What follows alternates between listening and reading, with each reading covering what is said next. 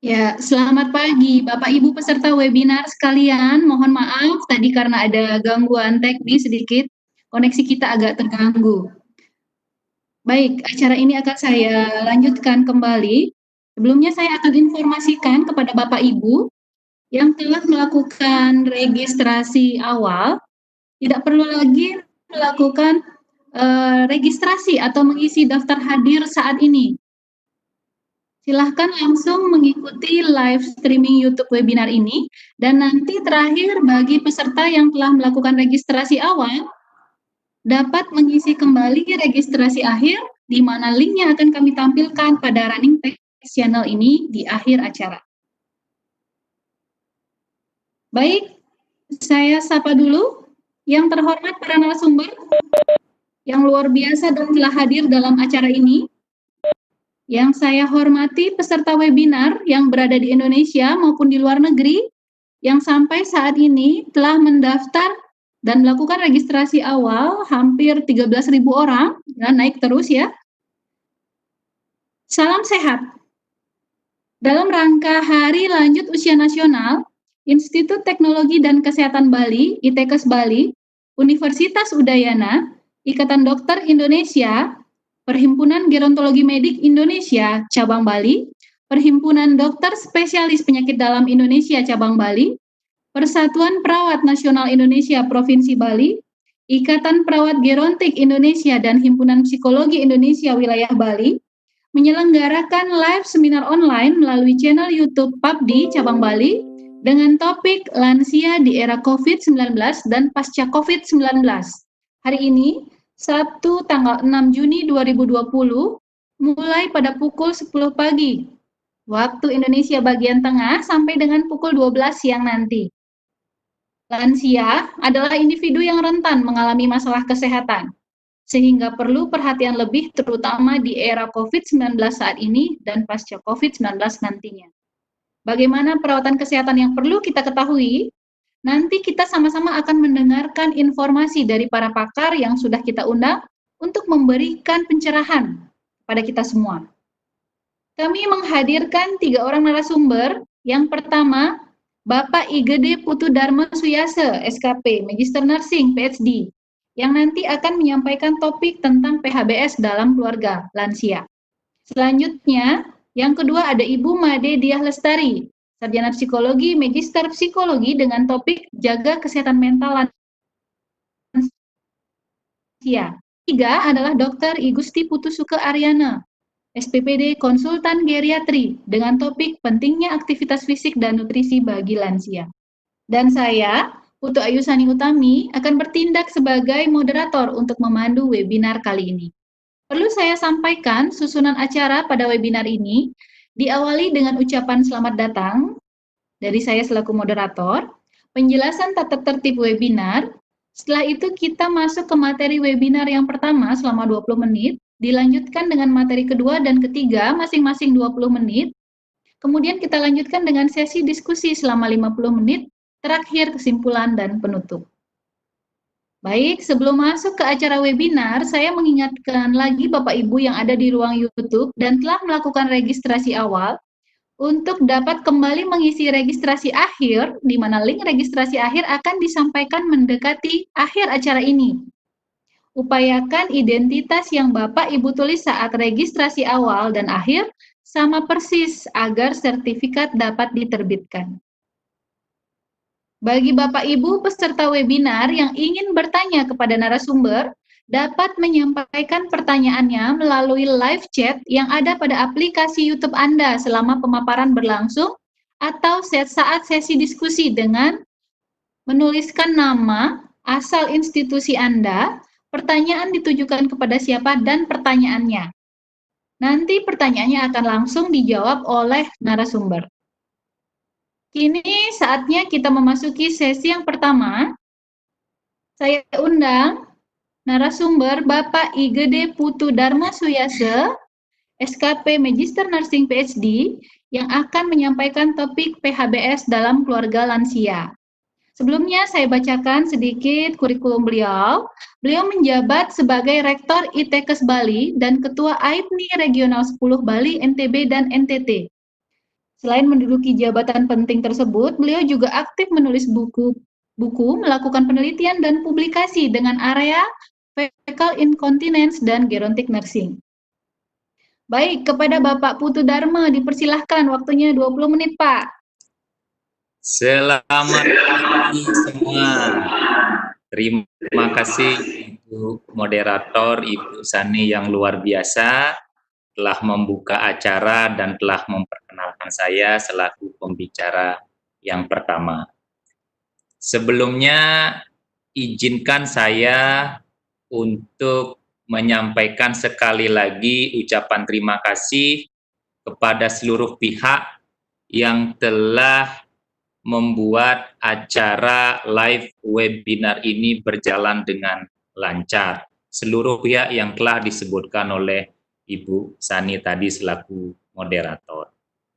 Izinkan juga saya menyapa seluruh peserta kita dari seluruh Indonesia, bahkan ada yang di luar negeri, dari seluruh teman-teman yang bertugas di bidang kesehatan, baik sebagai pendidik, klinisi, mahasiswa, dan juga ada masyarakat umum juga yang saya dengar bergabung dalam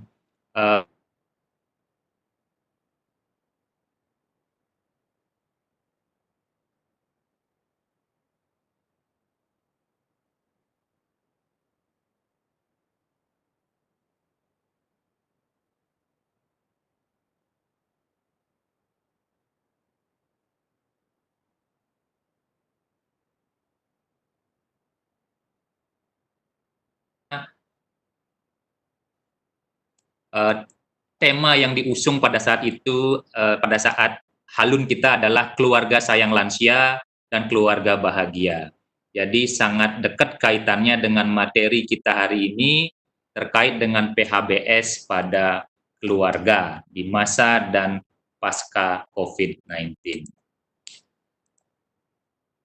Hadirin sekalian yang saya muliakan, presentasi saya hari ini akan masuk pada 4 hal.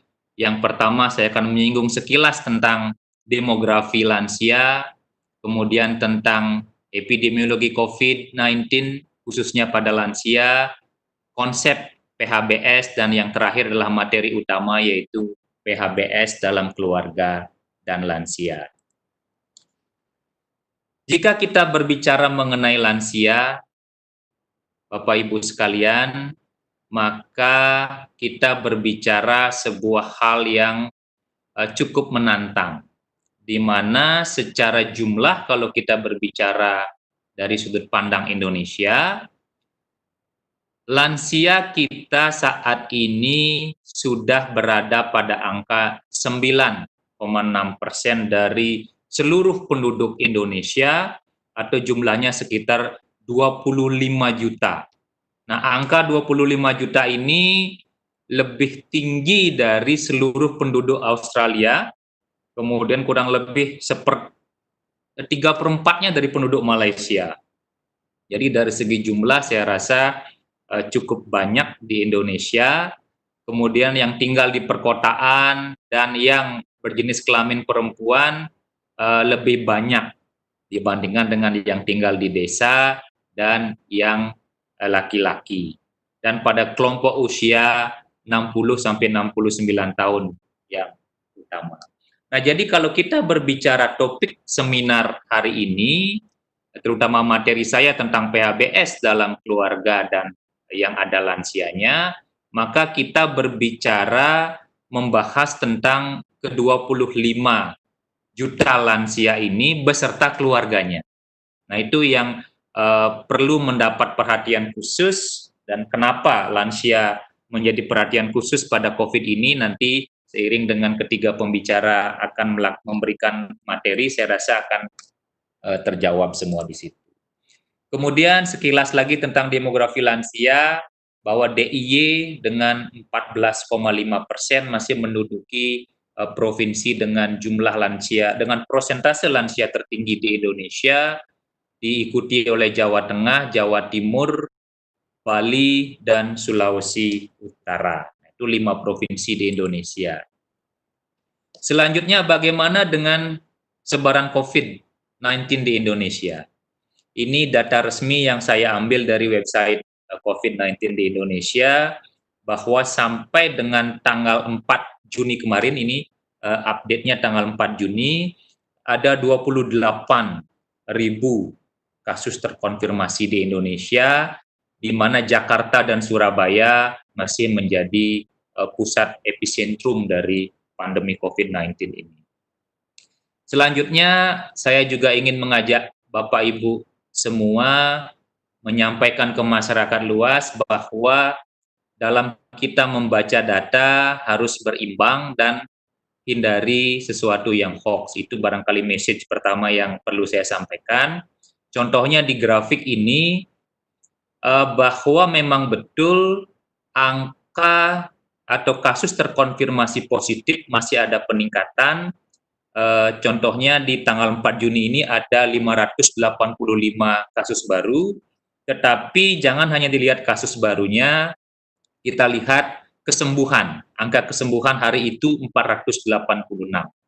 Nah, ini membuktikan apa? Bahwa Indonesia saat ini dan semoga ke depan betul-betul mampu mengendalikan COVID-19 ini dengan baik. Tentunya ini atas peran serta aktif dari masyarakat secara umum dan juga Bapak Ibu yang ada di garda depan COVID-19 ini, yaitu kita-kita para petugas kesehatan.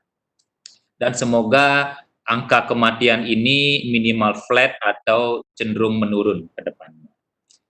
Selanjutnya, kalau kita berbicara angka kematian akibat kasus COVID khususnya di Indonesia, sekali lagi angka terakhir di website COVID-19-nya Indonesia itu ada pada angka 43, antara 8 dan 9% pada tanggal 3 dan 4 Juni kemarin.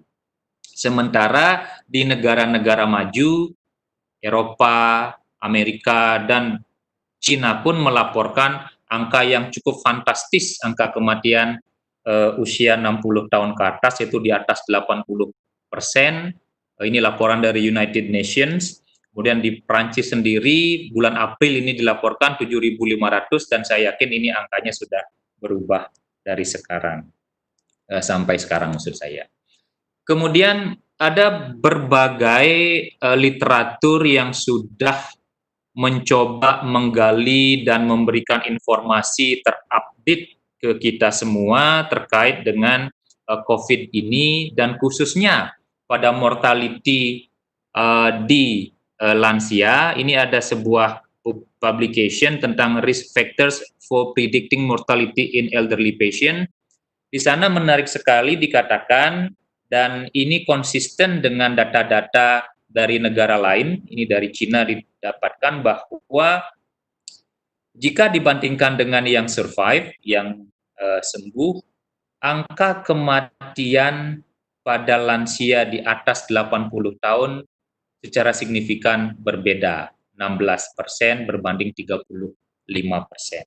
Nah, jadi usia merupakan salah satu di atas 80 ya, faktor prediktor kematian pada lansia.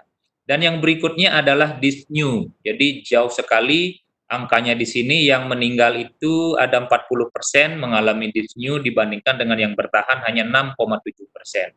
Serta ada chest pain dan chest discomfort. Selanjutnya, komorbiditas juga hal yang perlu menjadi perhatian kita, di mana dari artikel yang sama disebutkan bahwa lansia dengan hipertensi menduduki 53% dari yang meninggal. Kemudian diabetes, penyakit paru terutama COPD, dan penyakit kardiovaskuler dan cerebrovaskuler.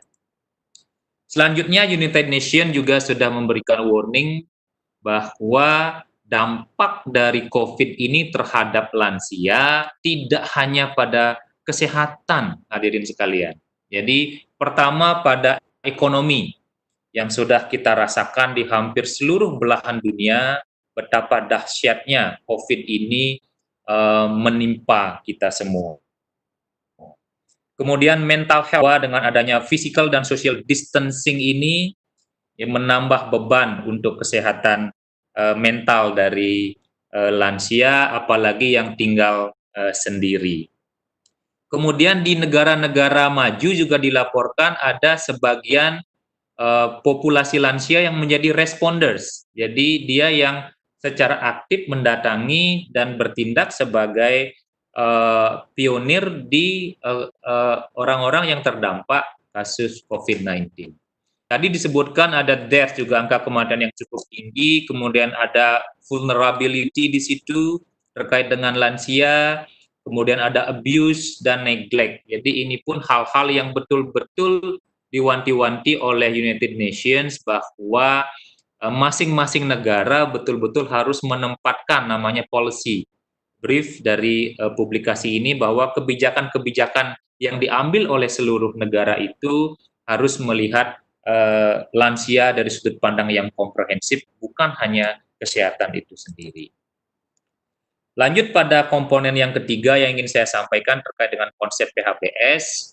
Bapak Ibu hadirin sekalian, bahwa konsep perilaku hidup bersih dan sehat ini seperti yang kita ketahui bukanlah sebuah konsep baru. Dari jauh-jauh hari pemerintah kita sudah mendengung-dengungkan konsep PHBS yang merupakan sekumpulan perilaku yang dipraktekkan atas dasar kesadaran sebagai hasil pembelajaran yang menjadikan seseorang, keluarga, kelompok, atau masyarakat mampu mendorong dirinya sendiri di bidang kesehatan dan berperan aktif dalam mewujudkan kesehatan masyarakat.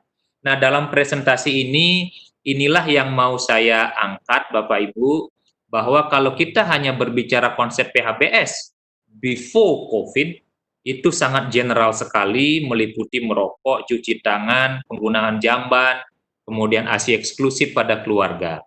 Nah, dengan adanya COVID-19 ini dan konsep self-care atau self-management di sini, saya rasa berkembang pesat perubahan paradigma PHBS yang bisa kita amati bersama untuk kita laksanakan sekarang dan pasca COVID-19 ini.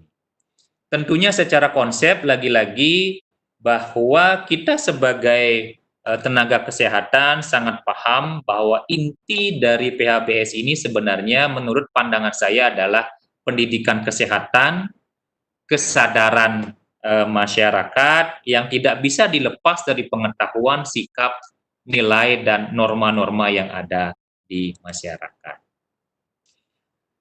Kenapa keluarga ya menjadi poin penting dalam kita berbicara tentang lansia?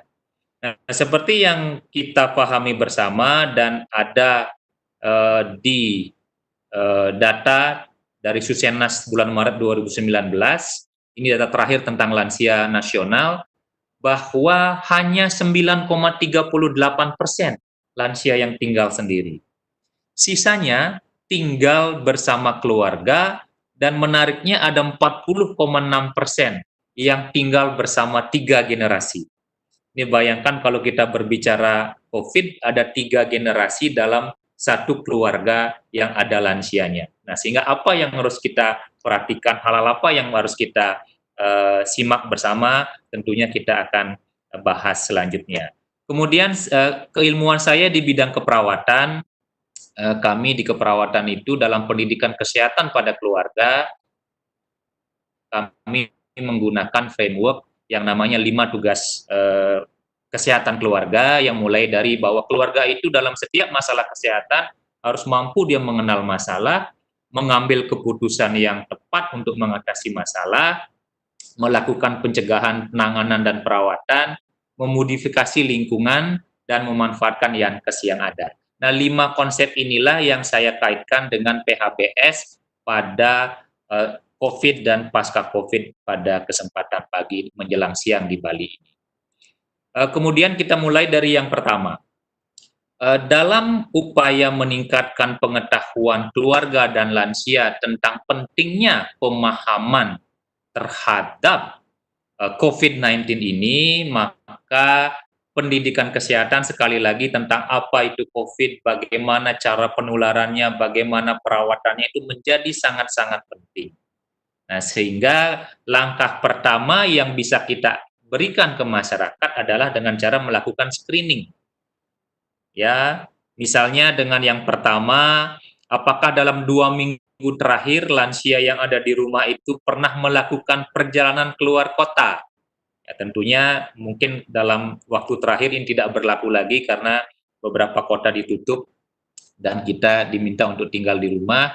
Kemudian lanjut yang kedua, apakah pernah bertemu dengan keluarga atau rekan yang baru datang dari luar kota? Apakah mengalami demam?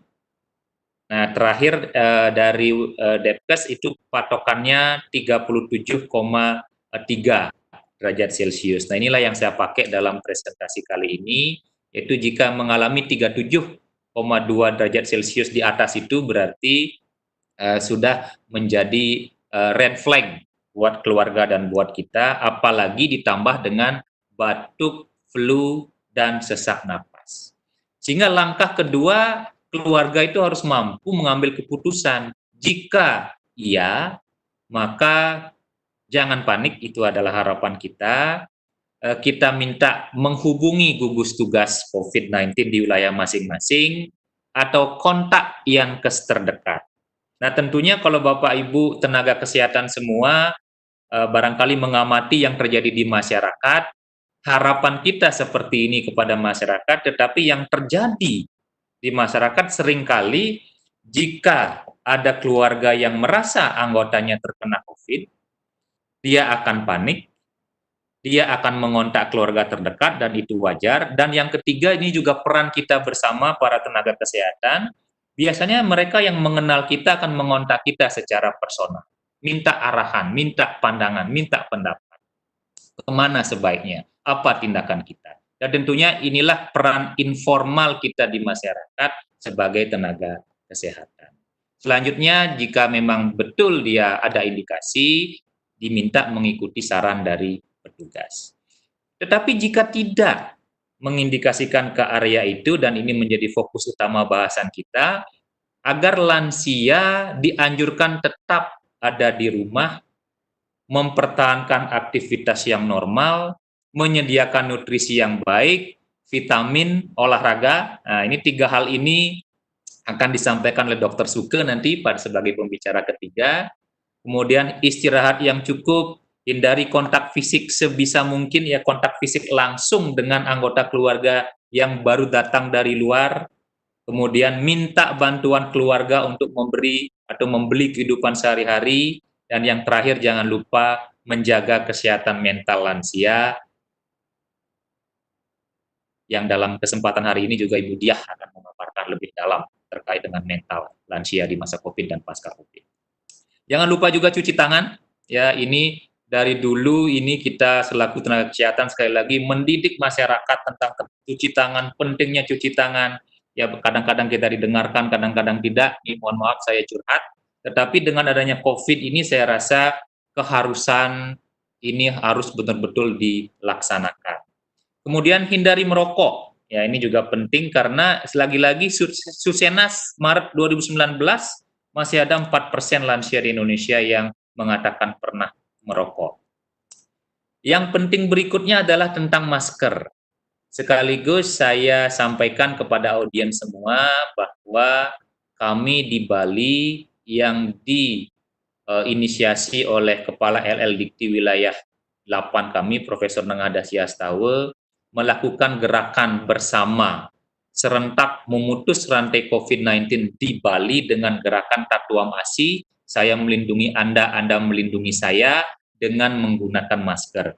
Ini beberapa saat sebelum pemerintah memang menganjurkan penggunaan masker, kami di Bali sudah melakukan inisiasi ini dan tentunya bertemu dengan kepala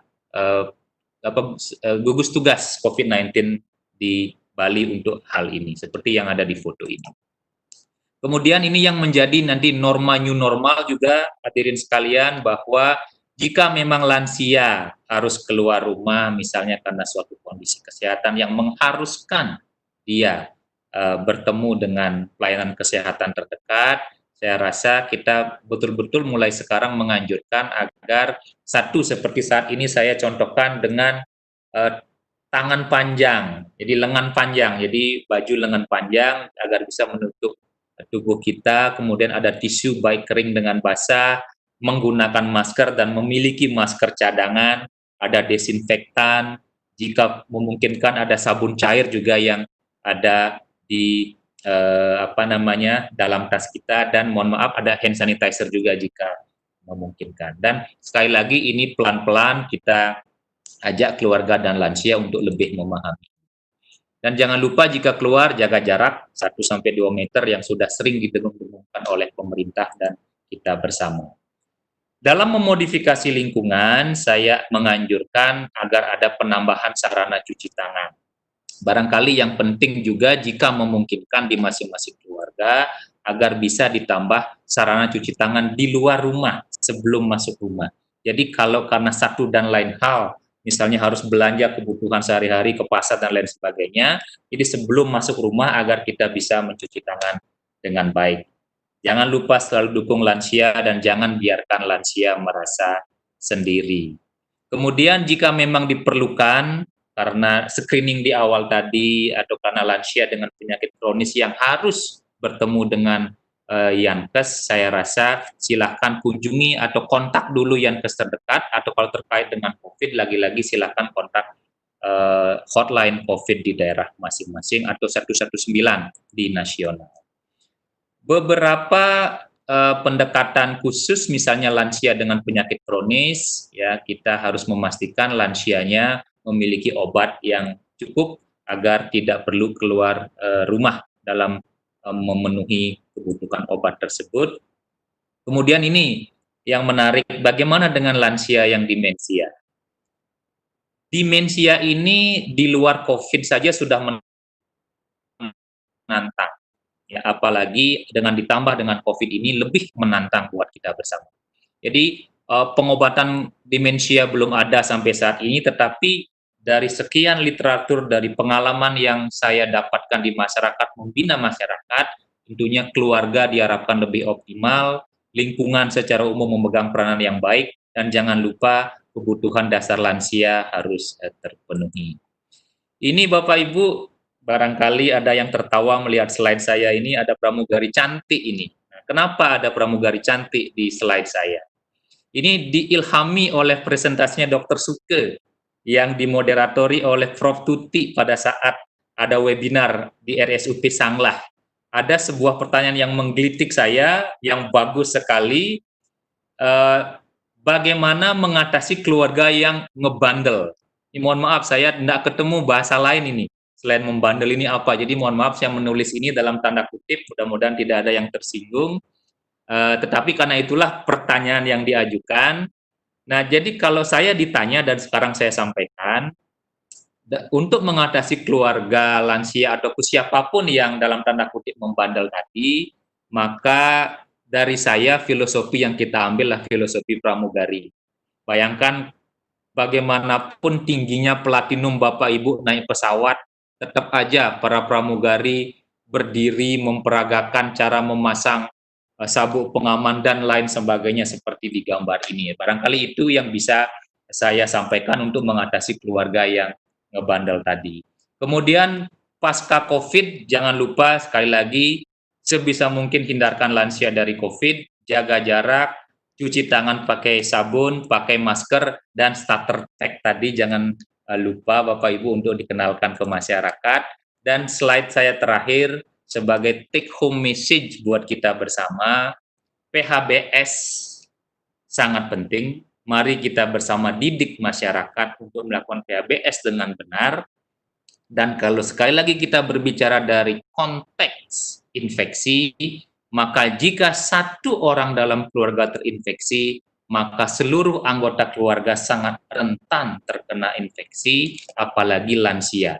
Oleh karena itulah jika kita membahas PHBS lansia atau anggota keluarga, tidak lepas dari pembahasan kita tentang PHBS keluarga.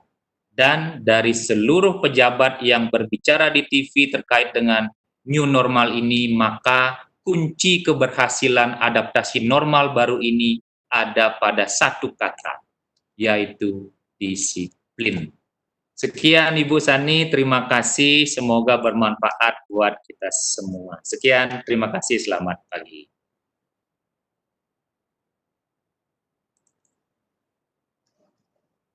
Baik, terima kasih Pak Putu. Informasi yang diberikan sangat aplikatif dan menarik sekali ya untuk dapat diterapkan pada lansia dan keluarganya. Ya, PHBS ini memang sangat penting kita terapkan, apalagi dengan keluarga besar nih, lansia tinggal di keluarga besar, memang penting sekali kita menerapkan PHBS. Ya, selanjutnya kita akan memasuki sesi kedua webinar ini. Sebelumnya, saya mengingatkan kembali kepada para peserta agar dapat menyampaikan pertanyaannya melalui live chat yang ada pada aplikasi YouTube Anda. Dengan format nama, Anda tuliskan nama Anda, asal institusi, pertanyaan ditujukan kepada siapa, dan pertanyaannya. Kami tunggu pertanyaan dari Anda. Baik, selanjutnya sesi kedua, berikut ini saya undang narasumber Dediah Lestari, sarjana psikologi, magister psikologi, dan akan menyampaikan topik jaga kesehatan mental lansia. Beliau ini adalah dosen pada program studi psikologi Fakultas Kedokteran Universitas Udayana. Beliau juga sebagai anggota dan pengurus HIMSI Bali. Bu Diah ini biasa disapa dengan nama Bu DL. Ya, beliau mengajar mata kuliah psikologi klinis, gerontologi, kesehatan mental, psikologi keluarga, dan psikologi seksual. Bu DL ini pernah menjadi ketua kader lansia Banjarbantas di Denpasar Utara dan saat ini bergabung sebagai relawan dan ketua Litbang Yayasan Tumket Werda. Bu DL juga tergabung sebagai tim ahli Perda Lansia Provinsi Bali pada tahun 2018 dan berkontribusi bagi studi awal Bappenas terkait lifelong learning dalam membangun RPJMN 2020-2025. Saat ini beliau tengah melanjutkan pendidikan doktoralnya di bidang psikologi di School of Psychology, College of Humanities and Social Science, Massey University, New Zealand. Ya. Risetnya terkait keluarga multigenerasi dan perawatan lansia oleh keluarga dengan menggunakan pendekatan critical gerontologi dan critical narrative analysis. Luar biasa sekali ya. Kepada Bu DL, kami berikan waktu 20 menit untuk menyampaikan materinya. Silakan Bu. Halo, terima kasih Bu Sani. Halo, apakah sudah terdengar suara saya? Sudah Bu? Oke. Ya, saya mau mengucapkan terima kasih dulu kepada ITKes, terus kemudian seluruh pihak yang bekerja sama dalam penyelenggaraan webinar ini. Dan sekaligus saya ingin menyampaikan selamat Hari Lansia Nasional ya untuk semuanya. Dan di kesempatan ini saya akan share sedikit mengenai kesehatan mental lansia dan COVID-19. Jadi nanti akan ada 3 topik utama sebenarnya yang saya akan bahas. Pertama adalah pengenalan mengenai bagaimana sih kesehatan mental kaitannya dengan kebencanaan COVID-19 ini, terus kemudian bagaimana kesehatan mental dan lansia, dan terakhir adalah kaitan antara bagaimana pendampingan lansia di era COVID-19 atau setelahnya. Ini saya akan bahas pertama mengenai kebencanaan dan kesehatan mental. Ini adalah siklus bencana, jadi ketika ada bencana sudah pasti akan ada respon, terus kemudian ada upaya-upaya untuk melakukan pemulihan bencana dan juga mengurangi resiko bencana yang biasa kita sebut dengan mitigasi bencana, ya. Terus kemudian akan ada persiapan. Terus kenapa ini menjadi sebuah siklus tidak berhenti misalnya di mitigasi? Karena setiap bencana itu tidak hanya sekedar kita berhadapan pada saat bencananya, tapi juga kita harus memikirkan bahwa setelah bencana ini itu pasti akan ada dampak-dampak runtutannya. Nah, misalnya kayak COVID. Setelah COVID ini, pada saat ini tuh orang sudah mulai kita lihat, kita dengar di mana-mana gitu ya, wacana tentang new normal. Nah, new normal ini sendiri pun itu membutuhkan persiapan dan juga membutuhkan bagaimana cara kita mengurangi misalnya risiko-risiko kesehatan mental yang bisa jadi terjadi karena new normal itu sendiri, tidak hanya COVID-nya aja. Nah, ini adalah respon emosional atau respon psikologis berkaitan dengan ketika kita berhadapan dengan bencana. Bu Sani, apakah terdengar suara saya masih? Ya, terdengar Bu Diah. Silakan. Ya, saya ingin memastikan lagi. Nah, Dalam situasi bencana biasanya itu pasti akan ada, rasa mengingkari pertama, atau kemudian marah gitu ya. Kayak misalnya, contohnya COVID-19 ini, pasti banyak orang yang awal-awalnya itu ketika musibah ini terjadi gitu, bencana ini terjadi di Wuhan, kita seringkali berpikir, "Ah, itu nggak mungkin terjadi deh di Indonesia," gitu ya. Itu sesuatu yang impossible, jauh di sana terus kemudian bisa, ke Indonesia, itu kayaknya nggak mungkin. Tapi ketika itu terjadi di Indonesia, bisa jadi ada respon, marah, ada orang-orang yang karena Covid ini kemudian dia punya agenda tertentu atau punya goal tertentu dalam hidupnya yang kemudian harus, istilahnya disruption gitu ya, harus kemudian, di-delay dulu sementara. Terus kemudian ada tawar-menawar misalnya, "Kenapa sih ini terjadi ke saya? Kenapa Indonesia bisa terjadi di Indonesia ya? Kenapa kemudian terjadi di Bali ya?" Gitu. Kemudian kenapa kemudian statusnya, meningkat, padahal kita sebagai misalnya orang, yang beragama, kita sudah selalu, apa misalnya, eee, setiap saat kita berdoa dan lain sebagainya, tapi kenapa tetap saja. Nah, ketika misalnya tidak terjadi, pendampingan, psikologis di sini atau pendampingan, kesehatan mental, maka itu sangat rentan untuk mengarah ke depresi. Tapi kemudian pada tahapan depresi atau tawar-menawar, kemudian secara kontinu dilakukan pendampingan, apakah itu pendampingan komunitas atau pendampingan oleh keluarga atau pendampingan, oleh, profesional, itu akan bisa membantu individu untuk, sampai ke tahap penerimaan. Bahwa ya itu yang sekarang wacana yang sedang di, pemerintah gitu ya, sedang dibangun oleh pemerintah dan kemudian dicoba untuk, diberikan ke masyarakat luas, itu adalah tidak lagi melawan Covid, tapi bagaimana misalnya berdamai atau hidup dengan Covid. Nah, itu mungkin sudah saya rasa itu sudah sampai pada tahap penerimaan sebetulnya. Nah, ini kalau kita bicara tentang piramida intervensi, ketika berhadapan dengan, bencana, itu apa sih yang sebetulnya, dibutuhkan paling banyak? Ini ada di piramida yang paling bawah, itu sebetulnya kebutuhan dasar dan rasa aman. Dan lalu bagaimana sih sebenarnya untuk, kondisi psikologis?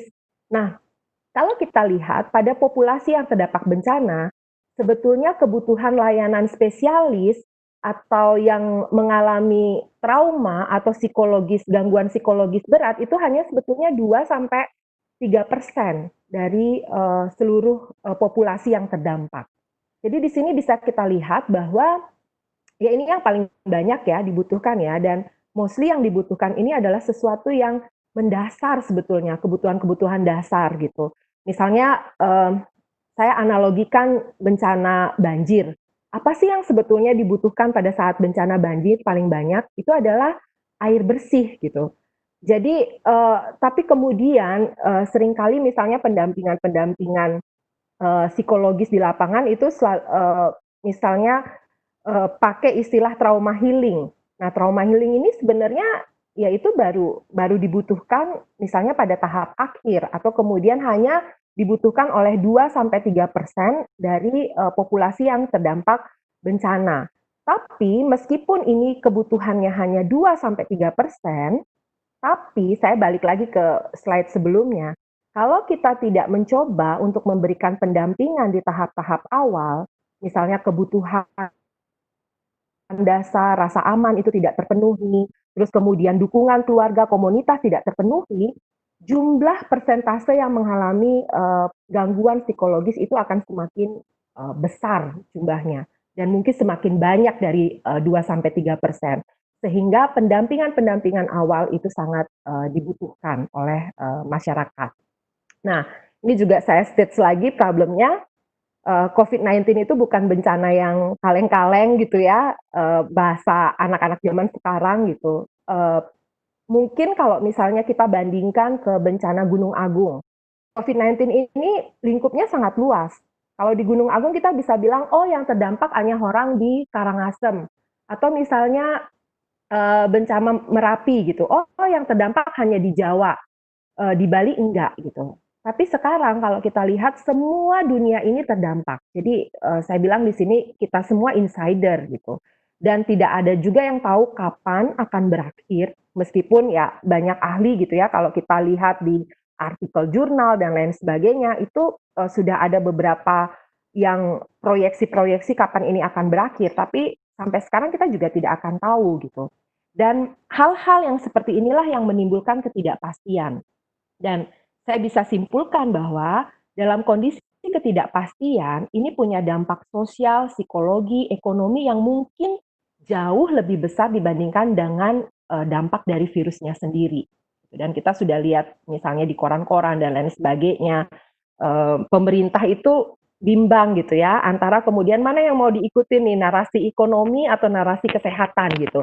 Nah, hal-hal yang seperti ini yang kita bisa simpulkan bahwa dampak COVID ini tuh tidak hanya sekedar pada kesehatan individu, tapi juga kondisi sosial, psikologis, dan ekonomi. Nah, sekarang kita ke kesehatan mental dan lansia. Nah, kalau dari perspektif saya, ini karena tadi Bu Sani juga bilang saya pakai critical gerontologi gitu ya. Jadi saya selalu memandang lansia itu ya sebetulnya lansia itu adalah produk dari struktural dan produk budaya serta norma sosial. Tadi Pak Putu juga sudah mengungkapkan data-data statistik dari statistik lanjut usiaan di Indonesia tahun 2019, dan ini saya rangkum saja gitu ya.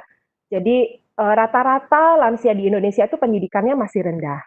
Terus akses teknologinya masih kurang dari 50%. 26% atau seperempatnya itu masih dalam kondisi sakit, atau mungkin setengah diantaranya mengalami penurunan kondisi kesehatan. Terus kemudian hal yang menarik lagi, 1 dari 2 lansia itu masih bekerja. Nah, sebagian besar di sektor informal dan pertanian yang mungkin itu kalau di Indonesia kondisinya mereka sebagian besar dari mereka itu belum sampai ada jaminan kesehatan, itu kita harus akui gitu ya, dan sehingga jaminan sosial itu pun masih 12% yang dapat, dan sebagian besar merupakan rumah tangga miskin. Nah, selain dari produk struktural, di Indonesia lansia itu juga adalah produk budaya dan norma sosial. Kenapa saya katakan demikian? Karena kalau kita lihat kebijakan-kebijakan di Indonesia, itu selalu menekankan pentingnya perawatan keluarga atau pendampingan keluarga oleh lansia. Kenapa ini bisa timbul? Karena ya norma-norma sosial kita atau budaya di Indonesia itu mementingkan bahwa ada semacam obligasi antara generasi muda, anak terhadap orang tua. Bahwa nantinya karena orang tua sudah mengasuh kita sejak kecil, maka ketika nanti orang tua lansia, maka itu ada kewajiban kita untuk kemudian memperhatikan orang tua kita. Jadi ya lansia juga adalah produk dan norma sosial gitu ya, produk budaya dan norma sosial.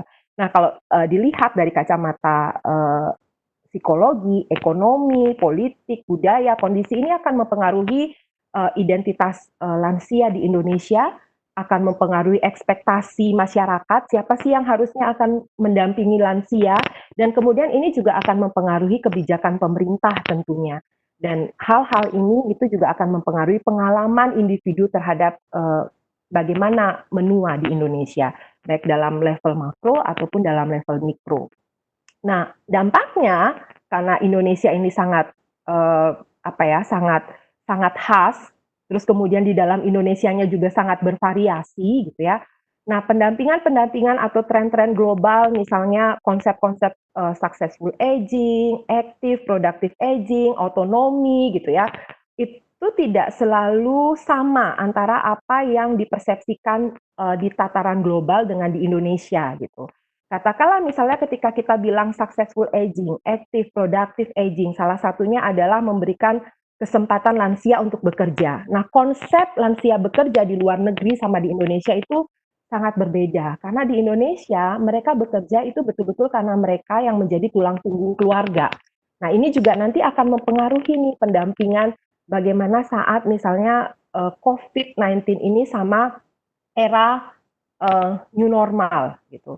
Boleh nggak sih kalau dulunya sebelum COVID-19, kita promote yang namanya, kalau bisa orang bekerja sampai melebihi masa pensiun itu bekerja akan lebih baik gitu ya, atau lifelong learning itu akan lebih baik. Tapi kemudian ketika COVID, ada hal-hal misalnya yang dikatakan tadi seperti Pak Putu katakan ada prosedur PHBS, ada kondisi-kondisi lansia tertentu yang rentan. Nah, itu apakah masih bisa sama konsepnya? Itu tentu saja pasti akan sangat-sangat berbeda. Apalagi kemudian yang saya katakan tadi, lansia di Indonesia bekerja itu masih untuk memenuhi kebutuhan keluarga, dan kita bisa katakan sebagian besar mereka bekerja di sektor informal, yang mungkin untuk jaminan kesehatan mereka harus pikirkan sendiri gitu ya, kalau misalnya tidak termasuk dalam penerima bantuan atau tempat kerjanya itu tidak memberikan jaminan kesehatan. Nah, di Indonesia sendiri itu akan sangat bervariasi pengalaman menua gitu ya, antara lansia kota dengan desa, terus antara yang tinggal bersama keluarga sama tinggal sendiri, antar tingkat pendidikan, antar status bekerja, suku bangsa, nilai-nilai budaya, itu akan sangat membuat variasi pengalaman menua itu sangat besar sekali di Indonesia. Dan juga nanti pengalaman mereka berhadapan dengan COVID misalnya. Di kota yang terpapar misalnya dengan dengan informasi-informasi, terus mereka akses internet, televisi itu sangat sangat leluasa gitu ya. Di desa mungkin kalau kita tanya sekarang, kita pergi misalnya ke desa di Bangli gitu ya, atau di Karangasem, nih Kak, tahu nggak COVID-19 itu apa? Terus kemudian harus seperti apa gitu ya? Itu mungkin mereka pun nggak tahu istilah itu gitu. Nah, ini juga tantangan buat di Indonesia. Ini mempengaruhi juga tingkat stres. Kadang-kadang kalau kita terpapar informasi banyak, itu malah tingkat stres kita lebih tinggi daripada yang kita nggak kali informasi itu. Tapi ketika tingkat stres berbeda, itu bukan berarti kita mengatakan bahwa mereka ini tuh nggak berisiko, tetap aja mereka berisiko. Baik kota, desa itu tetap berisiko terhadap COVID-19. Cuman pengalaman subjektif mereka saja yang berbeda. Nah, ini lansia dan COVID-19. Nah, saya bisa simpulkan di sini kalau kita lihat dari data kelanjut usiaan di Indonesia, tanpa COVID itu sebenarnya lansia di Indonesia sudah dipandang sebagai kelompok yang rentan, baik secara fisik, struktural, dan kita lihat budaya kita juga melegitimasi kerentanan ini gitu ya. Seringkali misalnya kita tanpa sadar bilang, udah tua gitu, mungkin udah nggak kuat lagi jalan gitu, atau nggak bisa lagi naik tangga gitu. Padahal sebenarnya kalau kita tanya ke kakek nenek kita ya mereka fine-fine aja untuk naik tangga gitu ya. Atau misalnya kita seringkali orang-orang lansianya sendiri seringkali bilang saya nggak bisa melakukan ini karena saya sudah tua. Nah, itu adalah narasi-narasi budaya yang kemudian justru membuat lansia ini stereotipnya di masyarakat itu sebagai kelompok yang rentan. Dan ini nanti kalau kita lihat misalnya di tapi saya bisa katakan bahwa meskipun menua itu produk struktural atau budaya, tapi kita harus ingat bahwa proses menua itu juga proses eksistensial yang menghargai pengalaman subjektif dan kapabilitas ya. Nah, misalnya kayak model pendampingan, saya tawarkan di sini pengalaman global dengan pendampingan lokal. Di sini sebetulnya Pak Putu juga sudah sampaikan tadi general overview tentang dampak COVID bagi lansia, tapi saya kemudian akan lebih fokus pada section kesehatan mental lansianya. Nah, berkaitan dengan tadi misalnya norma-norma budaya kita yang melegitimasi kerentanan pada lansia gitu ya, tanpa sadar kita memunculkan kata-kata yang kemudian membuat kakek nenek kita tampak rentan gitu ya. Sering beberapa yang bandel banget sih kakek nenek disuruh tinggal aja di kamar gitu ya, jangan hujan-hujanan dan lain sebagainya karena gampang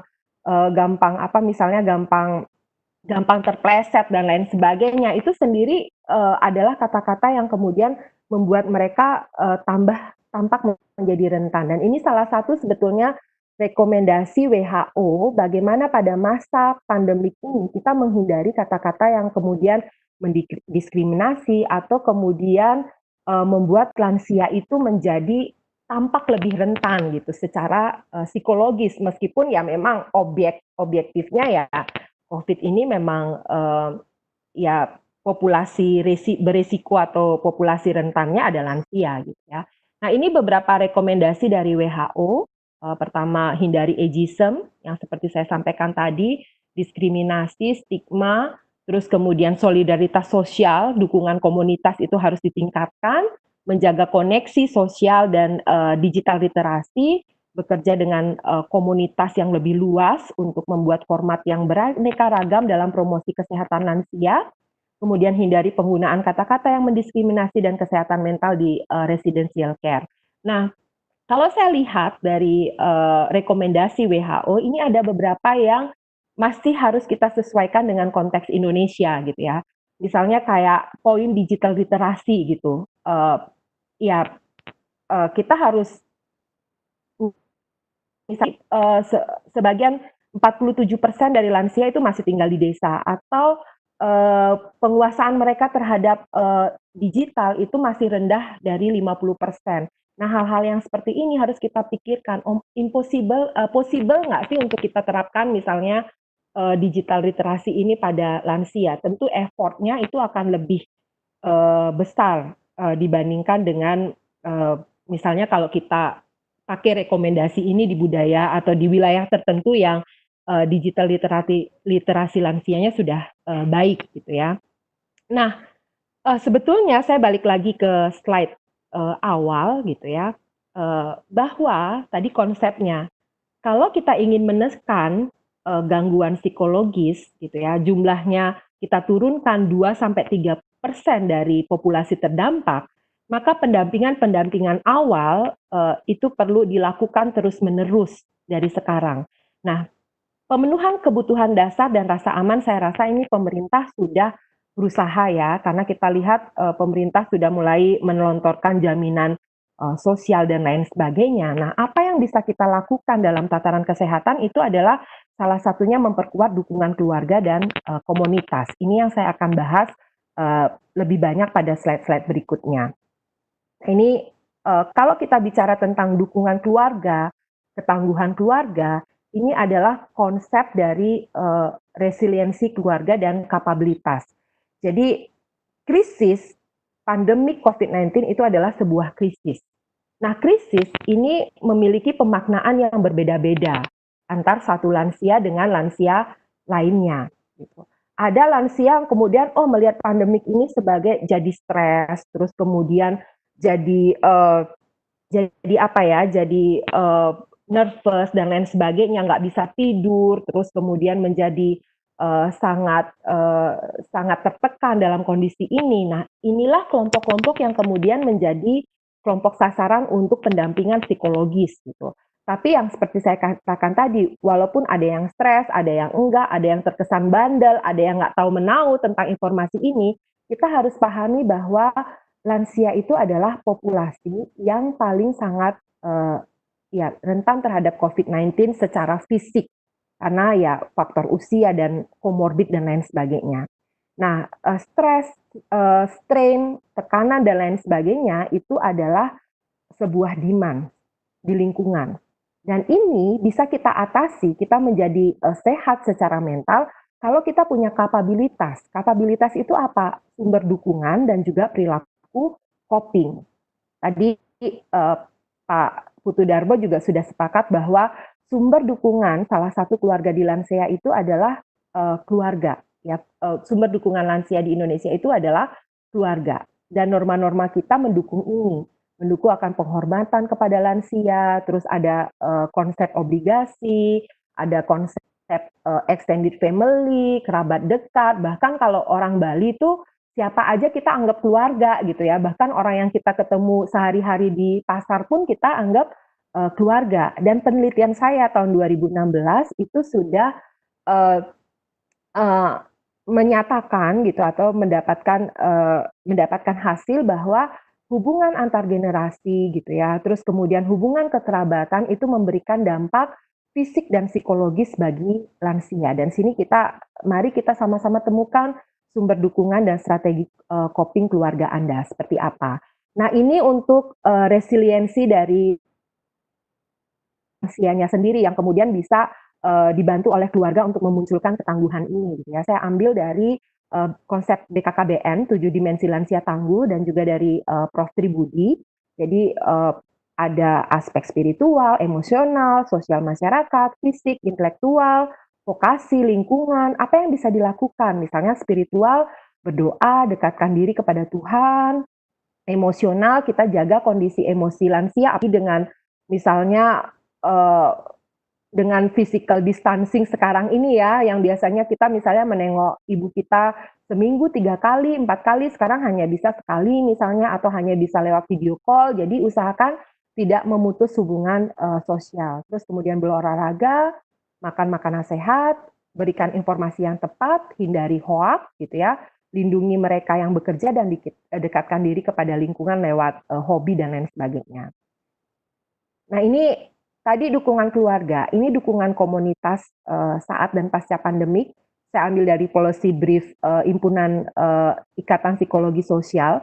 Jadi sebetulnya Indonesia ini punya karakteristik yang sangat membantu sebetulnya untuk kita berhadapan dengan pandemik. Jadi buat orang Indonesia relasi komunal itu penting, dan kalau orang Indonesia ini diberikan peran oleh komunitas itu dia seneng banget gitu ya, merasa berharga dan terdorong oleh empati. Nah, saya coba solidaritas sosial ini kemudian saya kaitkan dengan kearifan lokal yang ada di Bali.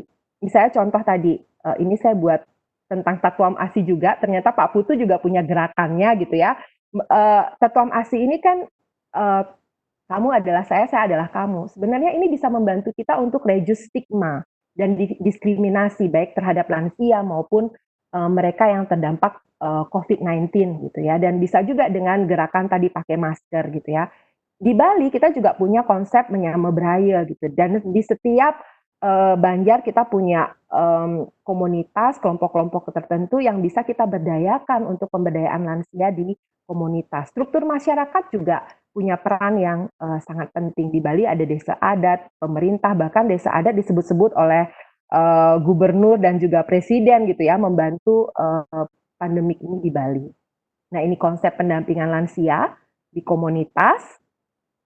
Nah, yang terpenting buat saya adalah kolaborasi gitu ya dalam konsep kapabilitas dan resiliensi. Jadi keluarga itu sebetulnya nggak bisa berjalan sendiri gitu, perlu misalnya dukungan pemerintah juga, LSM, swasta, perguruan tinggi seperti sekarang. Buat saya nih webinar ini dengan mempromosikan bagaimana keluarga itu tetap tangguh dan lain sebagainya, itu sebetulnya salah satu cara untuk kita mendukung keluarga dalam pendampingan lansia. Nah, ini menarik isu lain kesehatan mental keluarga. Saya ingin mengajak kita bersama-sama berpikir gitu ya. PSBB ini gimana sih dampaknya terhadap perawatan lansia di dalam keluarga? Jadi durasi kebersamaan yang panjang gitu. Misalnya yang tadinya kita usia produktif ini bekerja gitu ya, akhirnya sekarang tinggal sebagian besar waktu kita di rumah gitu, yang tadinya cuma 2-4 jam di rumah, sekarang mungkin 24 jam di rumah gitu ya. Apakah ini diikuti dengan kualitas hubungan dan dukungan yang memadai nggak sih buat lansia kita? Atau justru mungkin tingkat abuse, tingkat neglect, atau tingkat konflik kita sama, ya buat saya misalnya contohnya sama mertua atau sama yang lansia di rumah saya itu semakin meningkat. Ini harus juga kita perhatikan bersama-sama gitu ya. Nah, ini saya ambil dari penelitian saya tahun 2008 tentang hubungan antar generasi. Jadi dalam perawatan lansia di keluarga, hubungan antar generasi itu konsep ambivalensi dan strategi coping atau kekuatan itu sangat penting. Jadi keluarga-keluarga di Indonesia itu punya strategi coping yang sebenarnya luar biasa gitu saat berhadapan dengan lansia ya. Kita biasa hidup dalam harmoni, mutual respect dengan lansia kita, tapi di satu sisi banyak ambivalensi sebetulnya. Misalnya lansia masih pengen berperan dalam kehidupan keluarga, tapi pengen juga pengen juga ngelihat anaknya berhasil. Nah, ini satu hal yang kontradiktif sebetulnya satu sama lain. Oh, saya pengen anak saya yang membiayai saya, tapi di satu sisi saya juga pengen punya uang sendiri dan saya kasih ke cucu saya. Nah, ini ada satu hal yang kemudian bertentangan satu sama lain. Terus ada tuntutan ingin meminimalkan kesenjangan antar generasi. Terus hubungan dengan menantu juga ini satu konflik tersendiri, apalagi khas pada masyarakat Bali. Nah, dalam kondisi PSBB yang bisa kita lakukan adalah untuk meningkatkan kesehatan mental dan kesejahteraan psikologis lansia adalah mengontrol ambivalensi dan memaksimalkan strategi coping yang ada. Nah, ini terakhir message dari saya. Jadi solidaritas sosial dan kearifan lokal dapat menjadi kapabilitas bagi pendampingan lansia di keluarga dan komunitas. Dan ini membutuhkan kolaborasi dan gerakan bersama, jadi nggak bisa sendiri-sendiri. Oke, nah ini terakhir promosi sedikit. Jadi kalau para partisipan hari ini butuh layanan konseling online, kami di Himpunan Psikologi bekerja sama dengan staf kepresidenan gitu. Kami punya layanan relawan sejiwa namanya di call center 119 extension 8. Jadi bisa diakses setiap hari saya rasa ya sampai jam 10 malam. Oke, baik, terima kasih Mbak Sani dan teman-teman yang lain.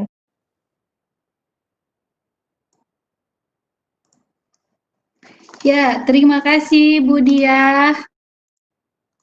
Ya, informasinya sangat menarik sekali ini ya untuk menjaga kesehatan mental lansia dan luar biasa sekali informasi yang bisa kita dapatkan.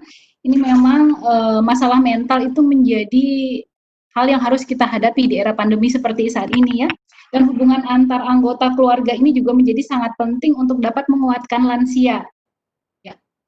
Oke, selanjutnya kita akan memasuki sesi yang ketiga, ya.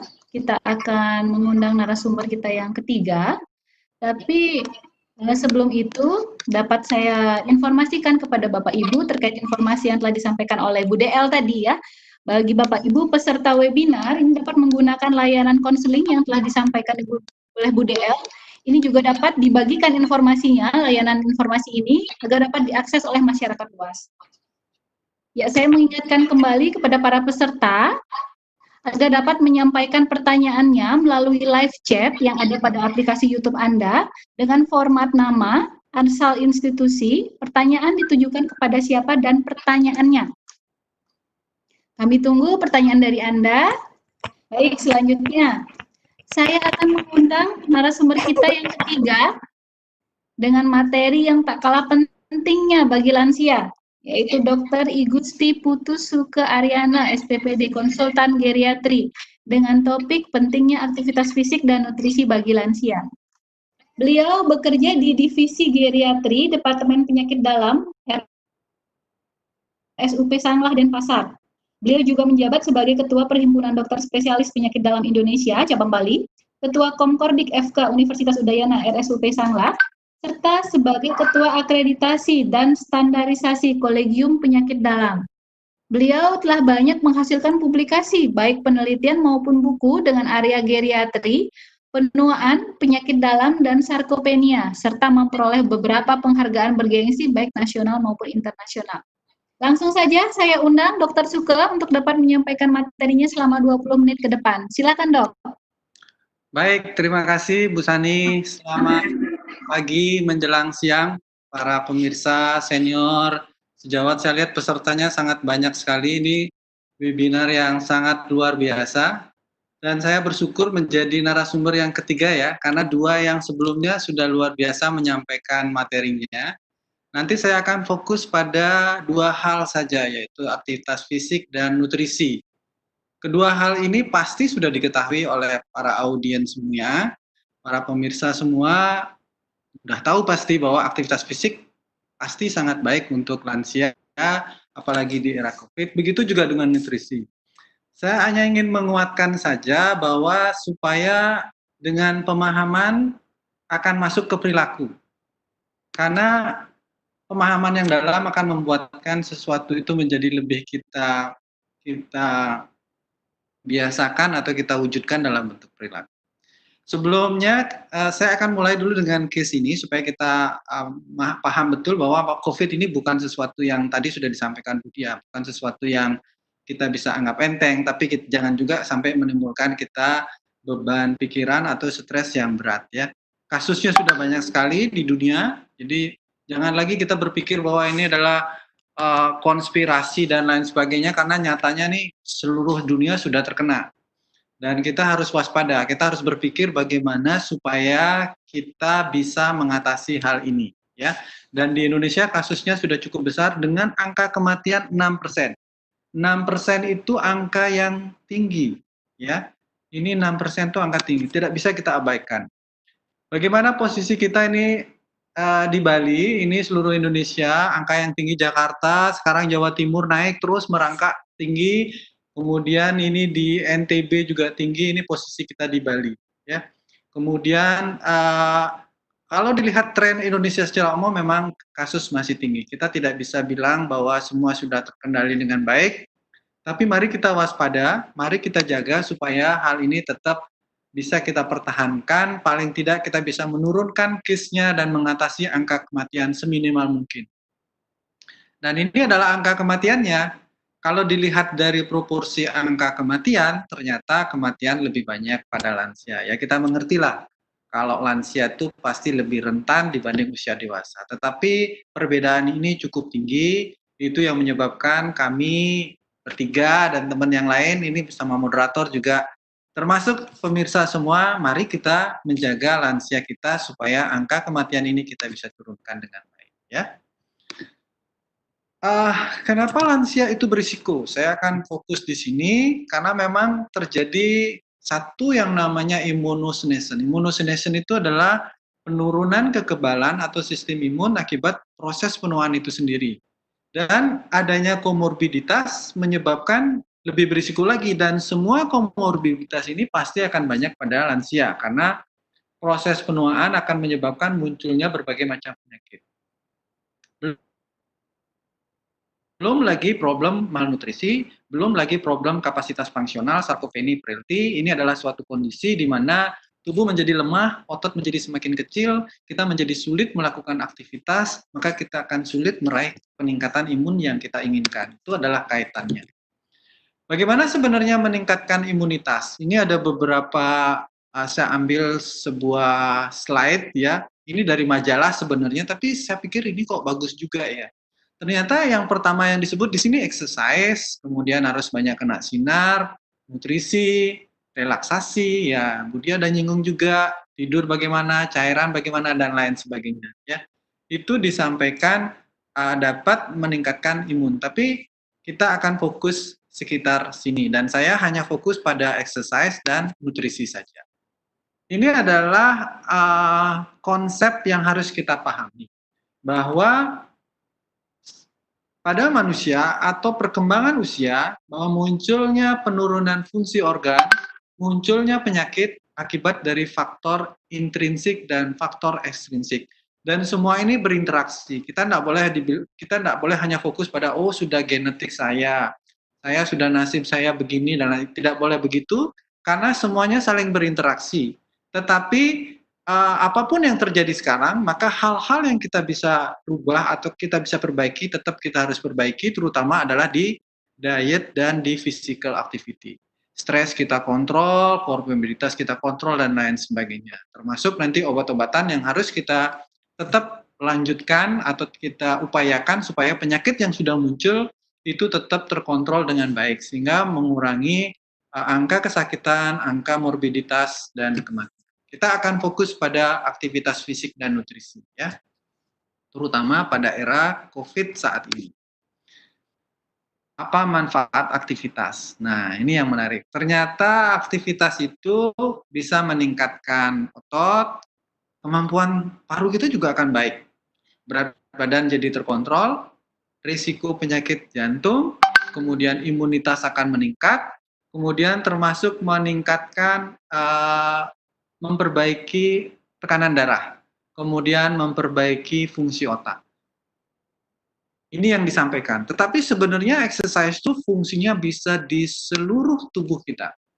Ini adalah sebuah jurnal yang saya publish, saya tulis, berdasarkan hasil membaca bahwa dengan exercise itu kita akan mengeluarkan ada namanya myokin, dan dia myokin yang dirilis ke dalam sirkulasi ini berefek ke seluruh organ kita. Myokin itu adalah sebuah protein yang akan dikeluarkan, yang akan mempengaruhi atau menstabilkan semua organ tubuh kita. Jadi yakinlah bahwa exercise itu sangat penting, ya. Jadi jangan sampai kita mengabaikan exercise atau menganggap remeh, karena dia tidak hanya sekedar untuk kebugaran, tidak hanya sekedar olahraga supaya kuat, tapi juga menjaga kesehatan tubuh secara sistemik. Dan ini adalah 5 jalan bagaimana exercise itu meningkatkan sistem imun atau 5 jalur yang terjadi. Dia akan meningkatkan kesehatan fisik dan mental, termasuk mental loh, jangan lupa loh dengan exercise. Tadi Bu Diah juga menyinggung ada exercise ya. Kemudian oksigen bagus, ini T-sel kita, T-sel adalah merupakan sel imunitas juga akan meningkat. Menurunkan hormon stres. Kita tahu ada hormon stres, hormon termasuk katekolamin, termasuk steroid akan meningkat pada saat stres dan dia akan menekan sistem imun kita. Dengan exercise, kita bisa menekan hormon-hormon tersebut. Ya. Kemudian, nah ini insulin yang tadi, insulin sensitivitas akan meningkat, mencegah, mengontrol gula yang kencing manis, mencegah terjadinya kencing manis, mengontrol tekanan darah. Jadi kalau orang hipertensi bukannya nggak boleh olahraga, harus lakukan olahraga dengan baik. Itu yang harus dipahami bersama. Sehingga kalau komorbid tadi kita kontrol, terhindar dari COVID, kalaupun kena dari COVID, komorbid terkontrol baik, maka angka kesembuhan kita akan menjadi semakin tinggi dengan melakukan exercise. Tetapi, exercise mana yang baik? Ini adalah sebuah kurva, bentuknya kurvanya seperti U atau J. Kalau kita tidak melakukan aktivitas, kita hanya duduk-duduk, nonton TV, makan-makan, makannya berlebih, maka ini akan menurunkan imunitas kita akan berisiko mudah terkena infeksi saluran napas maupun infeksi lain. Tapi kalau berlebih, ini overtraining nih. Ternyata juga tidak baik akibatnya. Ya, dia akan meningkatkan risiko untuk terkena infeksi dan menurunkan sistem imun kita. Jadi yang benar adalah yang exercise yang moderate. Exercise ini exercise moderate ya. Kalau yang ini terlalu sedikit, waktunya sebentar saja, cuma 5 menit exercise ya nggak ada efeknya. Tapi usahakan cukup, kira-kira setengah jam sampai 1 jam. Kemudian kalau terlalu berlebih sampai 2 jam, lebih 3 jam exercise-nya, itu juga tidak baik karena dia akan menurunkan sistem imun. Bukan kita mendapatkan imun yang meningkat. Ini adalah rekomendasi latihan fisik pada lanjut usia. Kita singkat sebagai GLAD. Ini saya dapatkan dari Chinese Geriatric Society. Ya, GLAD itu kepanjangannya adalah gradually, kemudian L itu adalah appropriate load-nya bagaimana, kemudian E itu adalah age, kemudian D itu adalah diet. Jadi termasuk nutrisi. Jadi nanti saya akan singgung juga tentang nutrisi di belakangnya, berkaitan juga ternyata dengan latihan fisik. Dia menjadi satu bagian yang utuh sebenarnya. Kita mulai dengan gradually. Jadi latihan fisik di rumah secara progresif bertahap. Misalnya kalau memang yang sangat lemah sekali, kadang-kadang 5 menit kok sudah capek, ya 5 menit dulu, habis itu besoknya 6 menit, besoknya 7 menit, 8 menit, dan terus ditingkatkan. Kemudian jangan meningkatkannya harus bertahap, jangan lebih dari 10% dibandingkan dengan minggu sebelumnya. Berusaha melakukan latihan peregangan dulu 10 menit sebelum melakukan aktivitas fisik yang lebih berat. Itu gradually-nya. Kemudian bagaimana dengan appropriate load-nya? Jadi latihan fisik yang direkomendasikan memakai laju nadi maksimalnya. Ini mungkin masih ingat nih, saya dulu juga pernah rasanya diberikan kuliah waktu zaman sekolah dan ini ternyata sampai sekarang pun masih dipakai. Jadi kalau kita exercise jangan lupa mengukur nadi kita pakai 220 dikurangi usia. Usia saya misalnya sekarang berapa? Ya 50 gitu dikurangi 50 ya maksimal sampai 170-an gitu. Itu sudah maksimal sekali. Kalau bisa diturunkan dari target ini 60 sampai 70 berarti 150 sudah cukup bagi saya. Nggak usah terlalu berlebih. Latihan fisik minimal 3 sampai 5 kali seminggu dengan lama 30 sampai 60 menit setiap kali latihan. Jika ada nyeri lutut atau nyeri sendi, kemudian disesuaikan bentuk atau jenis yang latihan yang kita gunakan. Kalau merasa nyeri, maka segera hentikan latihan. Kemudian kurangi intensitas sampai nyeri berkurang, kita ulang lagi. Kita latih lagi secara bertahap, sehingga tidak menimbulkan cedera. Ini yang harus hati-hati. Yang kedua, latihan fisik dengan intensitas sesuai dengan kemampuan. umur, kemampuan, penyakit ya, penyakit apa yang dimiliki itu sangat menentukan latihan fisik apa yang harus dijalani. Dan tetap menjaga istirahat, tidur. Rekomendasi tidur sebelumnya jam 10 malam dan minimal tidur paling tidak 7 jam. Tapi 7 jam ini juga kadang-kadang setiap orang berbeda-beda, tapi yang penting tidur itu nyaman. Kemudian dengan latihan fisik juga menyebabkan tidur menjadi lebih lelap. Dia ada kaitannya. Kadang-kadang ada yang nggak bisa tidur, tidak berani latihan fisik, tidak latihan fisik, tidurnya bukannya tambah bagus, ternyata tambah tidak bagus lagi. Yang terakhir adalah diet. Diet berhubungan dengan latihan fisik, jadi harus ada keseimbangan. Kalau orang yang melakukan aktivitas fisiknya baik, maka dia akan membutuhkan nutrisi. Dia akan merasa lebih lahap makannya. Itu lanjut usia itu banyak yang nafsu makannya tidak bagus. Padahal sebenarnya kuncinya dia karena dia tidak melakukan aktivitas fisik yang cukup. Jadi kalau dia aktivitas fisiknya cukup, dia akan merasa kok cepat lapar ya. Akhirnya nutrisi asupannya menjadi lebih baik. Asupannya lebih baik, dia akan menjadi lebih kuat untuk bisa melakukan aktivitas fisik. Dan ini adalah sebuah studi di mana latihan fisik dan nutrisi asam amino atau proteinnya diteliti dihubungkan dengan kemampuan sintesis dari protein atau pembentukan protein atau pembentukan otot. Jadi kalau kita mau lebih kuat, lakukan aktivitas fisik, asupan nutrisinya dicukupi, proteinnya tinggi, baru akan terbentuk otot, baru kita akan lebih bertambah kuat. Jadi keduanya sangat berhubungan kalau dibanding dengan hanya melakukan satu saja. Ini aktivitas saja tapi nutrisinya kurang, kalau ini nutrisi saja tapi aktivitas fisiknya kurang. Kalau dua-duanya dia akan berlipat lebih tinggi. Sekarang kita fokus nutrisi. Terus nutrisi apa yang dibutuhkan? Yang pertama, pada lanjut usia secara standar kita sarankan konsumsi proteinnya mesti cukup, yaitu 1 sampai setengah kali per kilogram 1 sampai setengah gram per kilogram berat badan per hari. Jadi kurang lebih sekitar 25 atau 30 gram setiap kali makan. Kemudian jumlah asupan proteinnya ini akan sangat penting untuk pembentukan otot sehingga menambah tenaga, menambah aktivitas, menambah produktif para lanjut usia kita. Dan jenis asam amino yang dibutuhkan adalah asam amino yang esensial, terutama ini banyak pada daging yang tanpa lemak, susu, daging sapi, atau makanan yang mengandung leusin, kacang, kedelai, dan lain sebagainya. Ini adalah bahan-bahan atau sumber-sumber protein yang sangat penting untuk lanjut usia kita.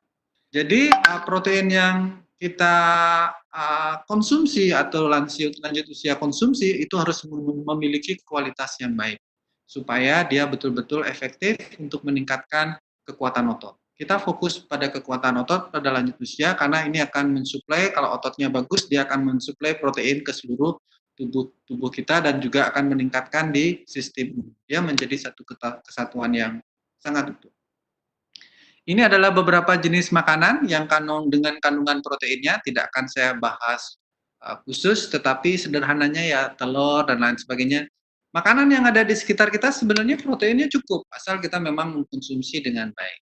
Saya akan menyinggung masalah vitamin D sedikit. Ya, vitamin D itu bisa kita konsumsi, bisa kita dapatkan dari sinar matahari. Sekarang kita banyak yang berjemur tuh untuk mendapatkan vitamin D. Ya, semuanya baik. Ya, baik dari konsumsi makanan maupun dari sinar matahari, itu akan saling mutualisme, saling berinteraksi, saling menguatkan untuk meningkatkan vitamin D dalam tubuh kita. Karena vitamin D ini juga berfungsi meningkatkan imunitas di dalam tubuh kita. Ya, ini kurang lebih jumlah konsumsi yang dibutuhkan dalam sehari. Kemudian bagaimana dengan mikronutrien yang lain? Ya, mikronutrien yang lain juga dibutuhkan, kalsium, vitamin B, zat besi, dan lain sebagainya. Dan ini juga sudah banyak penelitian juga yang menyatakan bahwa mikronutrien yang ini juga penting untuk meningkatkan di sistem imun atau kekebalan tubuh para lanjut usia kita. Jadi konsepnya adalah nutrisinya tetap harus seimbang. Ini slide ini saya ambil dari slide Dr. Agustinus ya. Dia adalah gizi klinik kita juga sering kolaborasi melakukan webinar. Jadi konsep kalau mau imunitas yang bagus, nutrisi yang seimbang itu adalah menjadi base dasar, karena dia adalah bahan baku yang ada pada lanjut usia atau pada kita, kemudian kita akan olah, kita lakukan aktivitas, kita akan kembangkan dia untuk meningkatkan, untuk menunjang imunitas kita, ya. Dia dikombinasi dengan PHBS, dan PHBS sudah termasuk kesehatan mental seperti yang kita diskusikan pada topik webinar kali ini. Jadi nutrisi yang dibutuhkan itu beraneka ragam. Saya tidak akan menunjukkan satu nutrisi yang paling baik untuk ini apa enggak. Kita butuh semuanya, kita butuh bervariasi, hanya porsinya mungkin proteinnya yang ditingkatkan, karbohidratnya diturunkan, lemaknya diturunkan, ditambah dengan mikronutrien yang tadi, sayur, buah, dan lain sebagainya itu sangat penting untuk menjaga imunitas kita. Ya. Jadi itu yang bisa saya sampaikan, mudah-mudahan pesan ini menjadi menguatkan kembali bahwa saya harus beraktivitas, saya harus mengkonsumsi dalam jumlah yang cukup untuk protein, untuk nutrisi yang dibutuhkan meningkatkan kekebalan tubuh. Sebagai take home message-nya, bahwa ya, kita sadar bahwa mortalitas COVID-19 memang meningkat sesuai dengan bertambahnya umur. Memang lansia sangat berisiko karena adanya immunosenescence, penurunan sistem imun, adanya morbiditas yang banyak, adanya kondisi malnutrisi, kapasitas fungsional yang rendah karena kurangnya aktivitas fisik, sehingga kita fokuskan lagi bahwa aktivitas fisik dan nutrisi sangat penting untuk mengatasi hal itu, meningkatkan sistem imun, meningkatkan kapasitas fungsional, mencegah frailty itu rapuh, mencegah sarkopenia itu massa otot dan fungsinya yang sangat rendah.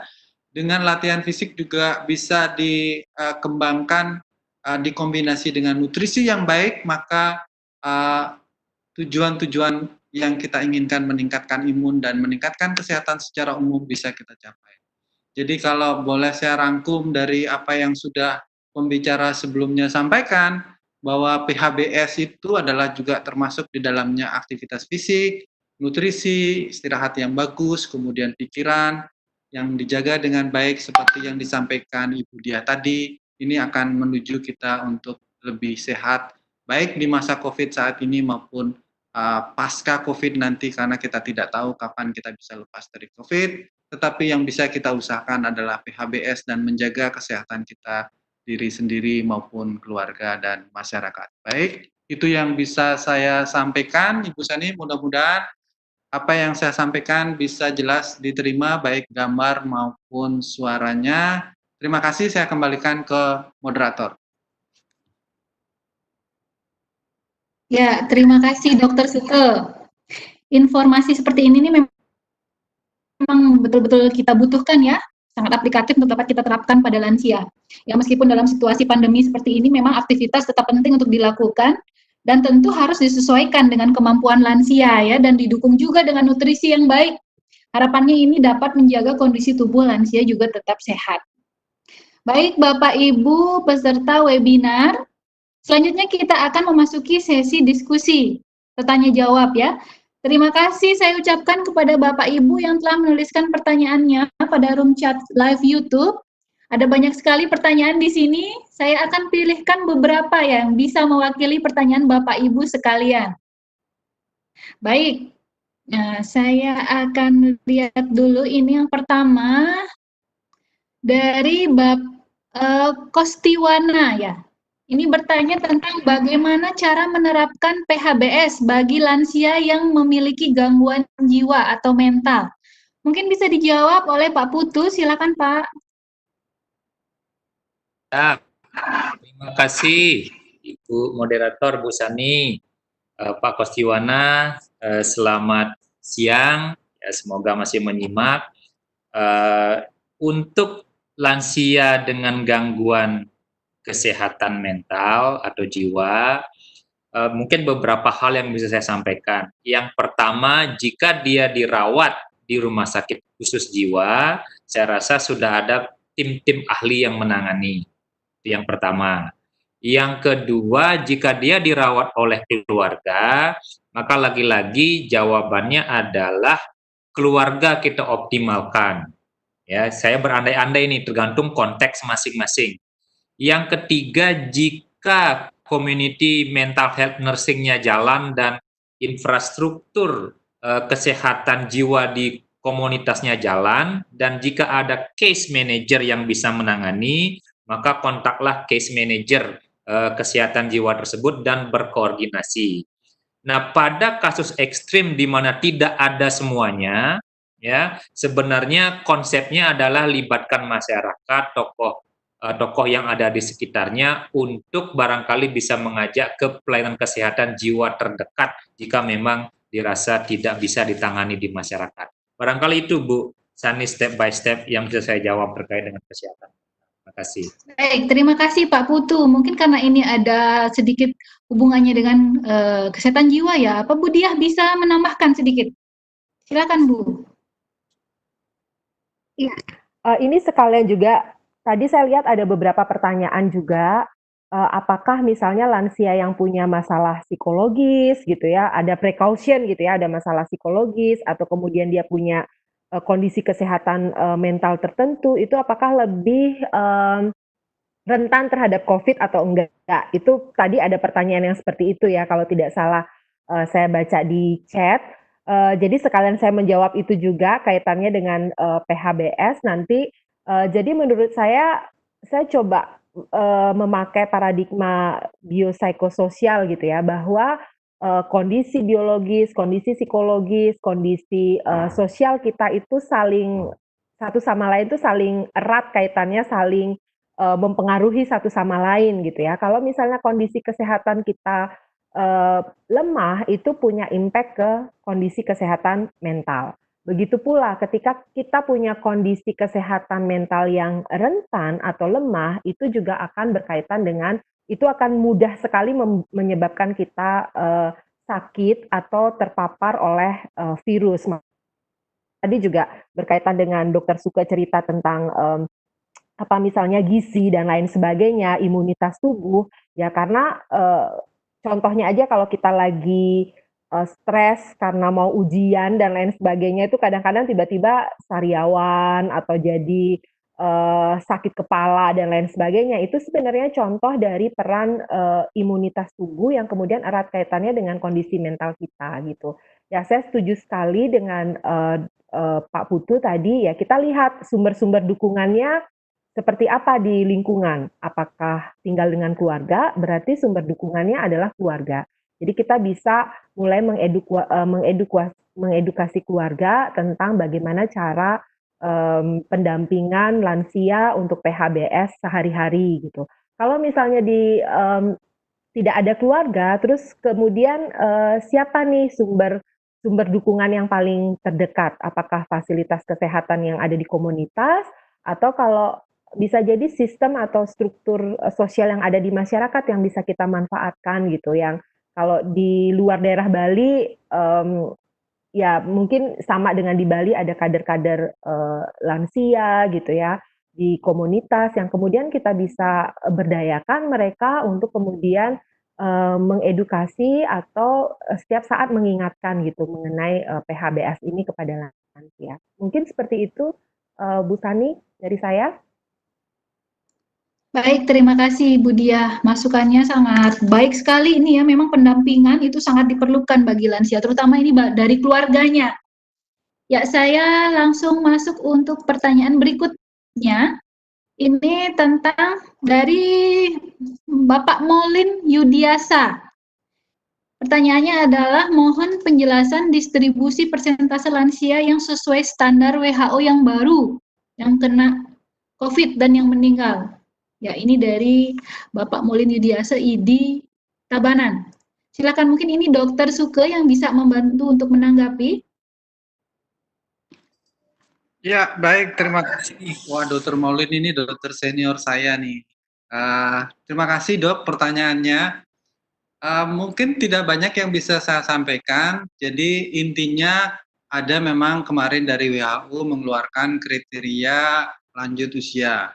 Tetapi jangan salah, rasanya kita ada beberapa yang menjadi persepsi berbeda atau berubah. bahwa sampai saat ini tetap 60 tahun dianggap lansia, cuman dari lansia 60 tahun ke atas itu dibagi lagi, ada istilah lansia muda, lansia dewasa, dan lain sebagainya, sampai ke octogenarian dan centenarian dan lain sebagainya. Jadi itu pembagiannya saja yang berubah, tapi sampai sekarang tetap 60 tahun adalah usia lanjut, terutama untuk kita di Asia, 60 tahun adalah disebut sebagai lanjut usia. Dan mengenai angka kematian nanti memang lebih banyak kalau di luar negeri itu sangat luar biasa. 80-90% lanjut usia itu meninggal terutama di panti-panti. Jadi kita di Bali mudah-mudahan aman ya. Nanti saya akan tetap berkoordinasi dengan dinas kami dari geriatri dengan dinas sosial dan dinas kesehatan untuk menjaga panti melakukan protokol yang lebih ketat untuk menjaga lanjut usia di sana. Rasanya itu mungkin pertanyaan inti yang ingin ditanyakan, mudah-mudahan bisa menjawab. Jadi tetap 60 tahun dianggap sebagai lansia untuk kita beri perhatian khusus tanpa bermaksud untuk menurunkan produktivitas. Produktivitas tetap harus kita tingkatkan. Mungkin itu Bu Sani. Baik, terima kasih Dr. Suke. Mungkin lanjut lagi, ini ada pertanyaan dari Gutit Eni Susanti Sigit. Ya, bagaimana caranya meningkatkan daya imunitas bagi lansia nih, Dokter Suke? Lanjut lagi, Dok. Silakan, Dok. Oke, sebenarnya tadi sudah disampaikan imunitas, tapi tetap satu PHBS itu secara umum. Jadi kalau sederhananya boleh saya sampaikan, yang pertama adalah kebersihan diri dan lingkungan. Oke. Yang kedua adalah bagaimana menjaga mental kita, karena di mental orang yang berpikir positif, orang yang selalu bahagia, bersyukur, maka akan merilis hormon-hormon yang meningkatkan imunitas. Setelah pikiran, aktivitas. Orang yang aktivitas fisiknya bagus, maka ditambah lagi ya protein-protein yang keluar untuk imunitas dan semuanya itu akan meningkat, termasuk limfosit dan lain sebagainya, itu sudah saya sampaikan tadi. Dan yang terakhir adalah nutrisi yang cukup. Itu pasti akan meningkatkan imunitas lanjut usia. Ini imunitas secara umum, termasuk juga lanjut usia. Nutrisi yang cukup, nutrisi itu beraneka ragam, seimbang, termasuk mikronutrien, makronutrien yang cukup, fokus pada protein kalau untuk lanjut usia, itu akan sangat menjaga atau meningkatkan imunitas tubuh kita. Mungkin itu Bu Sani. Baik. Ya, terima kasih Dokter Suke, jawabannya luar biasa sekali ya. Selanjutnya saya akan bacakan pertanyaan ini untuk Bu Diah. Ya, mungkin ada beberapa pertanyaan ini yang hampir sama, hampir serupa. Saya simpulkan saja ini pertanyaannya. Bagaimana dukungan sosial dan kesehatan mental yang bisa kita berikan pada lansia yang tinggal sendiri atau lansia yang berada di panti werda? Silakan Bu. Ya, ini dua konsep yang berbeda ya, mereka yang tinggal sendiri dan tinggal di panti werda gitu ya.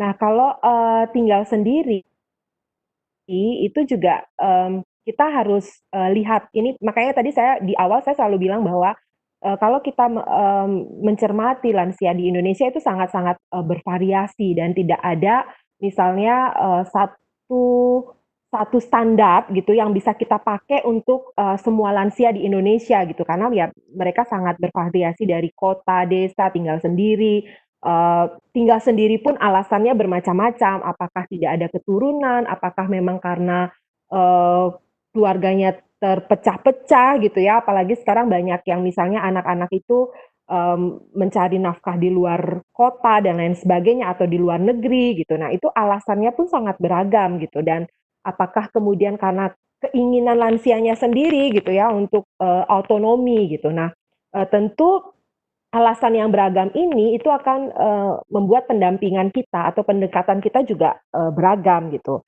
Pada lansia-lansia yang alasannya karena ya saya memang karena ingin berdikari, misalnya saya karena ingin mandiri dan lain sebagainya, ini tinggal sendiri itu tidak jadi isu mungkin buat mereka gitu.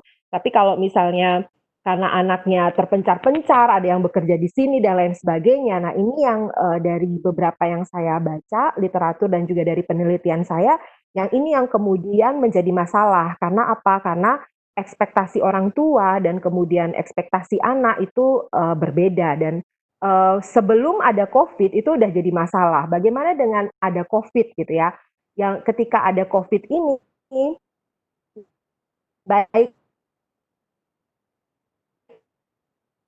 yang alasannya ingin mandiri ataupun karena anaknya berpencar di mana-mana atau tidak punya keturunan, itu sama-sama punya punya problem gitu. Nah, sebetulnya lansia ini apa sih kebutuhan utama mereka kan kalau saya lihat gitu ya dari beberapa kali saya berinteraksi dengan mereka sepanjang saya meneliti dan lain sebagainya, lansia ini punya kebutuhan yang tinggi untuk, koneksi sosial gitu.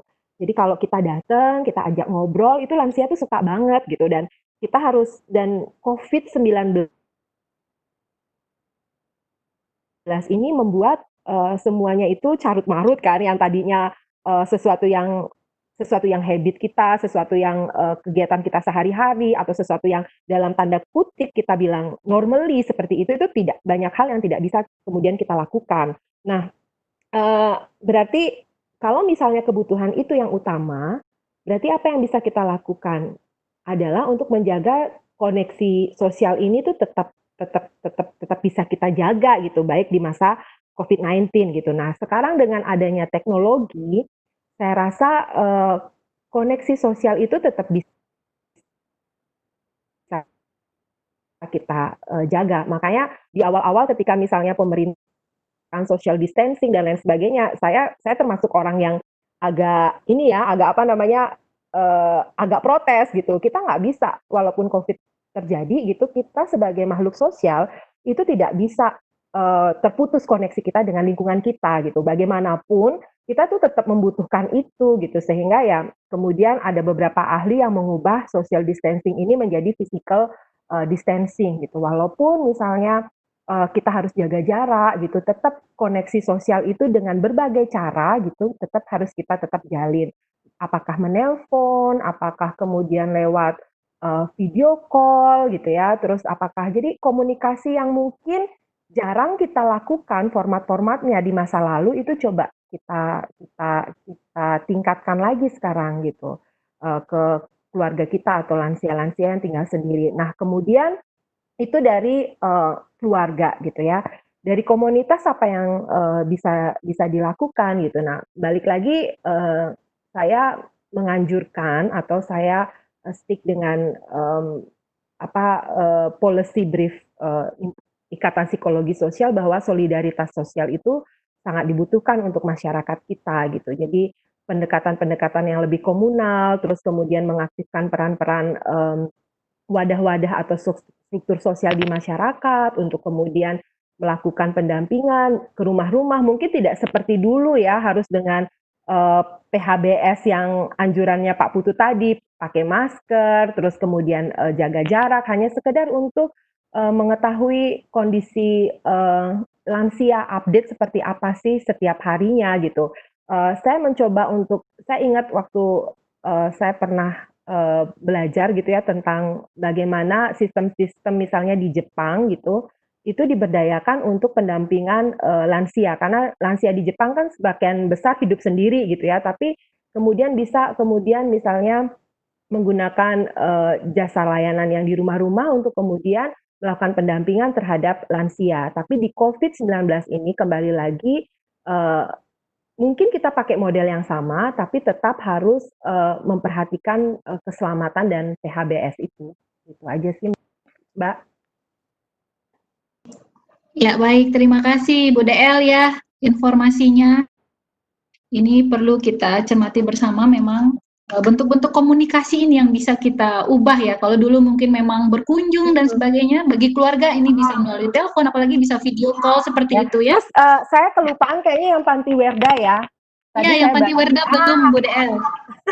Yang Panti Werda, ya sama sebenarnya ininya ya, intinya itu koneksi sosial gitu. Jadi kalau misalnya, mereka yang tidak tinggal di Panti Werda itu punya, keluarga, ya kalau di Panti Werda ya tetap punya keluarga sebetulnya, yaitu, para para ini ya, apa namanya, pengurus di Panti Werda gitu. Jadi menurut saya itu kebutuhan utama lansia, sehingga itu yang kemudian harus kita penuhi, rasa aman, kebutuhan utamanya apa, itu yang harus dipenuhi sehingga kita bisa meminimalkan potensi-potensi gangguan psikologis pada lansia.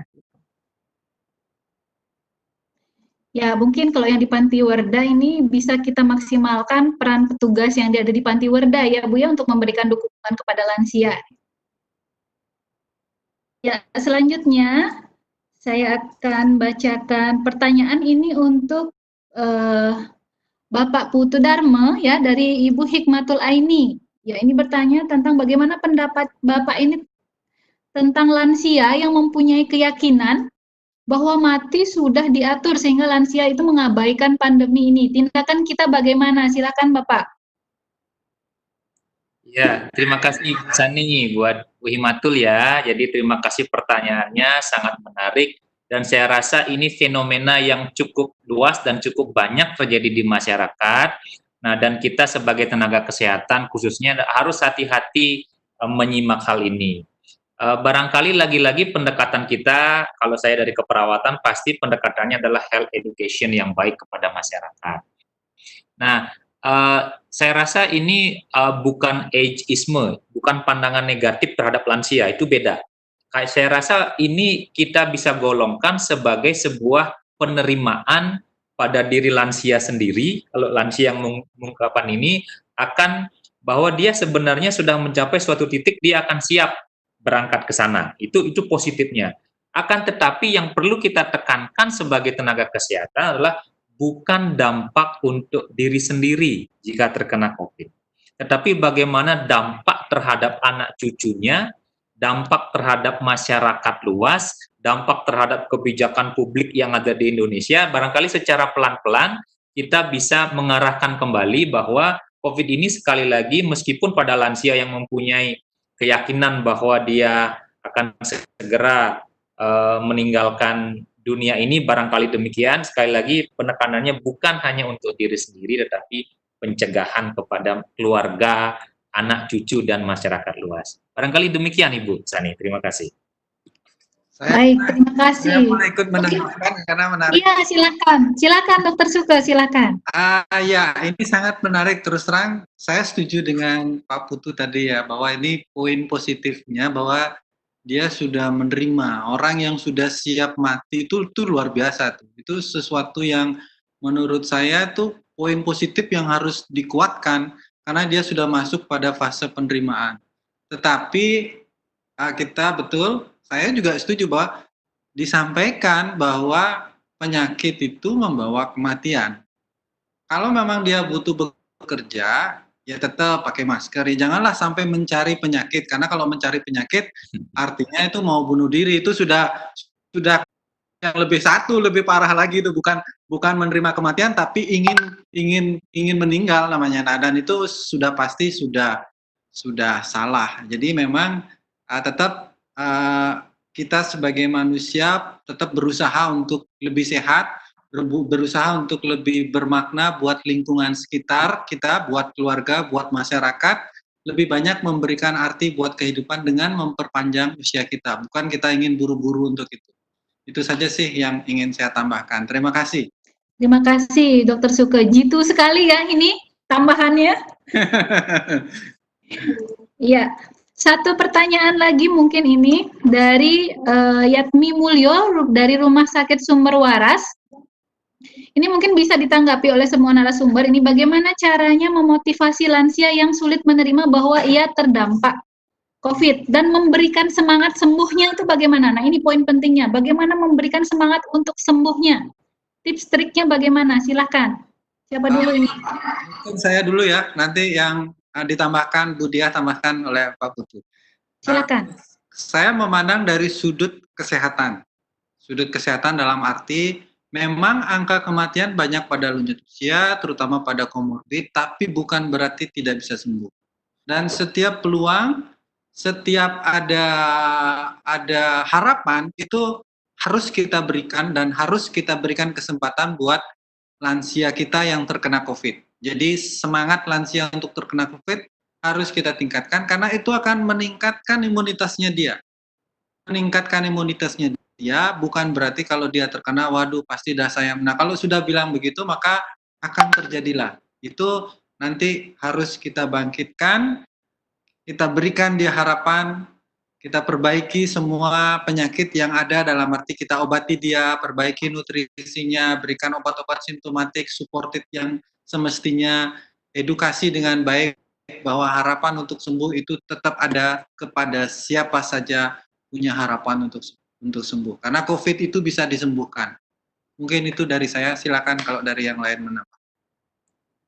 Oke, mungkin saya sebelum ke ahli mental ini ya, sebelum ke Ibu Diah menambahkan sedikit, singkat saja jawaban saya sesuai dengan apa yang dikumandangkan oleh Ikatan Perawat Gerontik Indonesia IPGERI, ada 4 kata. Tetap sehat, jaga semangat. Nah, itu dari saya. Terima kasih, silakan lanjutkan. Sekarang giliran saya ya. Saya mohon izin share sedikit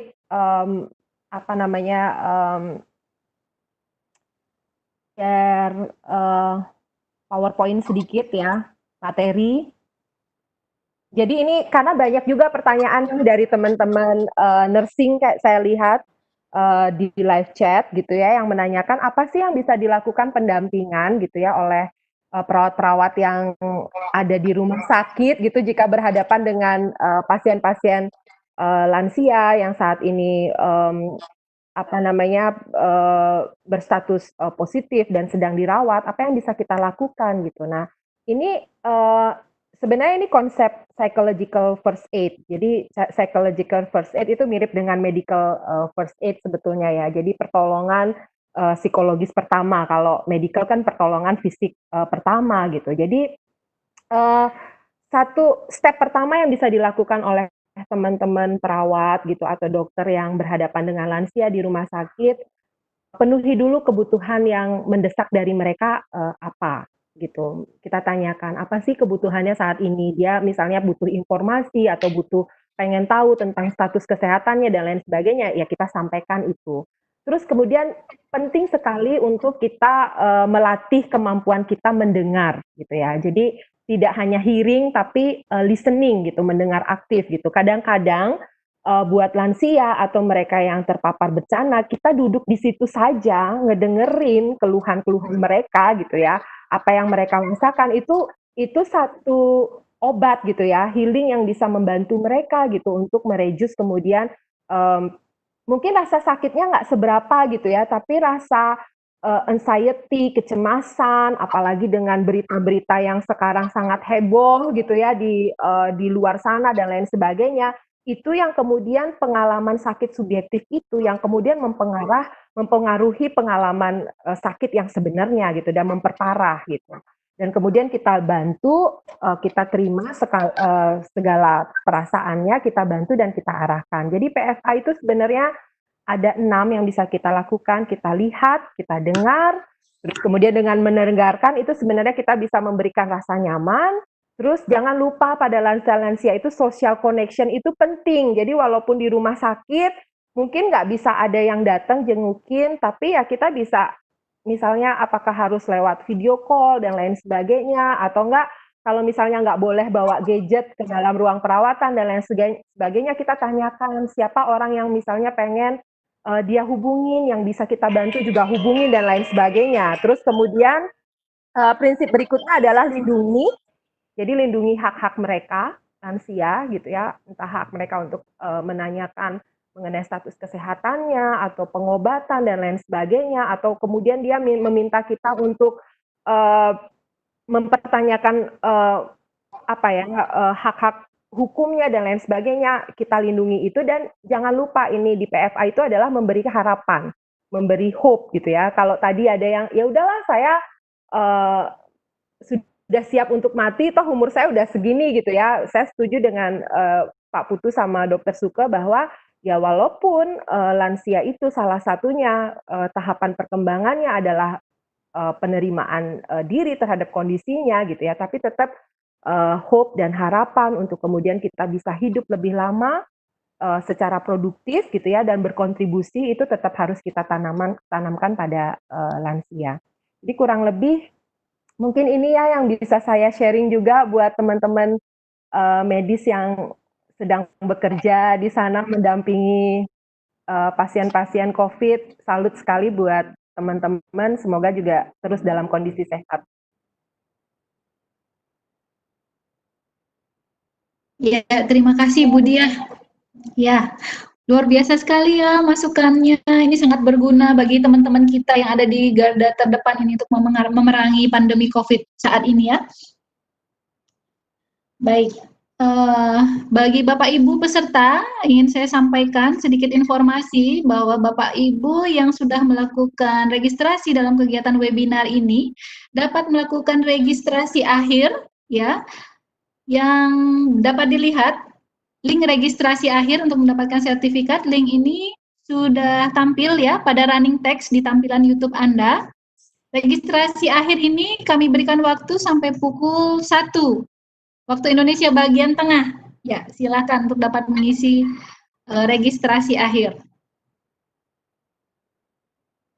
Baik, Bapak Ibu peserta webinar. Luar biasa sekali ya sesi diskusi yang sudah berjalan ini, semoga dapat mewakili dari pertanyaan-pertanyaan yang disampaikan kepada kami. Ya, karena waktu diskusi yang kita miliki telah habis, saya akan mengakhiri sesi diskusi ini. Terima kasih saya ucapkan kepada para peserta yang telah menyampaikan pertanyaannya. Terima kasih juga saya ucapkan kepada narasumber, Bapak Putu Dharma, Bu DL, Dr. Suke, yang telah memberikan jawabannya dan berbagi pengalaman kepada kita semua. Ya, kita telah sampai pada akhir dari acara webinar kali ini. Sedikit mungkin bisa saya menarik kesimpulan dari narasumber yang sudah menyampaikan materinya dengan luar biasa sekali ini, bahwa PHBS ini PHBS ini sangat penting diterapkan dalam keluarga lansia dan menjadi kunci utama untuk menjaga kesehatan lansia. Apalagi keluarga ini berada dalam keluarga besar. Disiplin, mengikuti protokol kesehatan, dan jangan pernah bosan untuk selalu mengingatkan lansia menerapkan PHBS. Ini perlu kita lakukan. Ya, selanjutnya kesehatan mental nih. Kesehatan mental itu menjadi banyak sekali pertanyaan dan itu sangat menarik untuk dibahas. Apalagi COVID-19 ini memberikan dampak yang luas sekali dalam kehidupan kita. Terutama kehidupan lansia, tidak hanya kesehatannya tetapi pada kehidupan sosial ekonominya. Support keluarga ini menjadi penting bagi lansia. Selalu bersama lansia, selalu mengingatkan, membantu memenuhi kebutuhan lansia, ini perlu kita lakukan untuk menjaga kesehatan lansia. Dan jangan lupa aktivitas fisik ini juga bisa dilakukan oleh keluarga bersama-sama lansia, karena ini juga bisa menambah kedekatan bersama lansia. Dan juga jangan lupa dukung nutrisi lansia dengan menyediakan makanan yang sehat dan seimbang. Baik, selanjutnya saya akan meminta closing statement dari para narasumber kita nih. Kita mulai dari siapa dulu nih kira-kira? Dr. Suke, silahkan. Waduh, kok saya... Baik, terima kasih. Pertama, terima kasih banyak semua sudah hadir di sini. Mudah-mudahan apa yang kami sampaikan ada banyak manfaatnya. Satu statement terakhir dari saya tentang aktivitas fisik dan exercise dan nutrisi adalah bahwa exercise dan nutrisi bukan hanya exercise yang seperti yang kita bayangkan sebelumnya. Dia hanya untuk menyegarkan, membugarkan, menambah tenaga, tidak hanya seperti itu, tapi mempunyai mekanisme yang sangat kompleks dan yakinlah base-nya itu adalah nutrisi. Apa yang masuk dalam tubuh kita akan menyehatkan kita, akan menguatkan kita. Aktivitas fisik akan merubah nutrisi tersebut untuk mendistribusikan ke seluruh organ tubuh kita supaya hidup kita lebih sehat. Lakukan itu dengan baik, rutin, dan teratur. Terima kasih.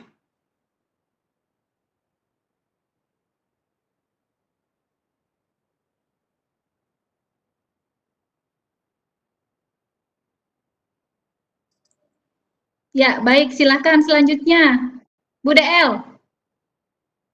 Oke, saya terima kasih sekali kembali lagi kepada penyelenggara gitu ya, sudah diajak untuk berdiskusi hari ini. Selain sharing, saya juga banyak belajar dari pertanyaan-pertanyaan yang ada gitu, dan yang terpenting sebetulnya dari kesehatan mental itu adalah memahami karakteristik lansianya sendiri.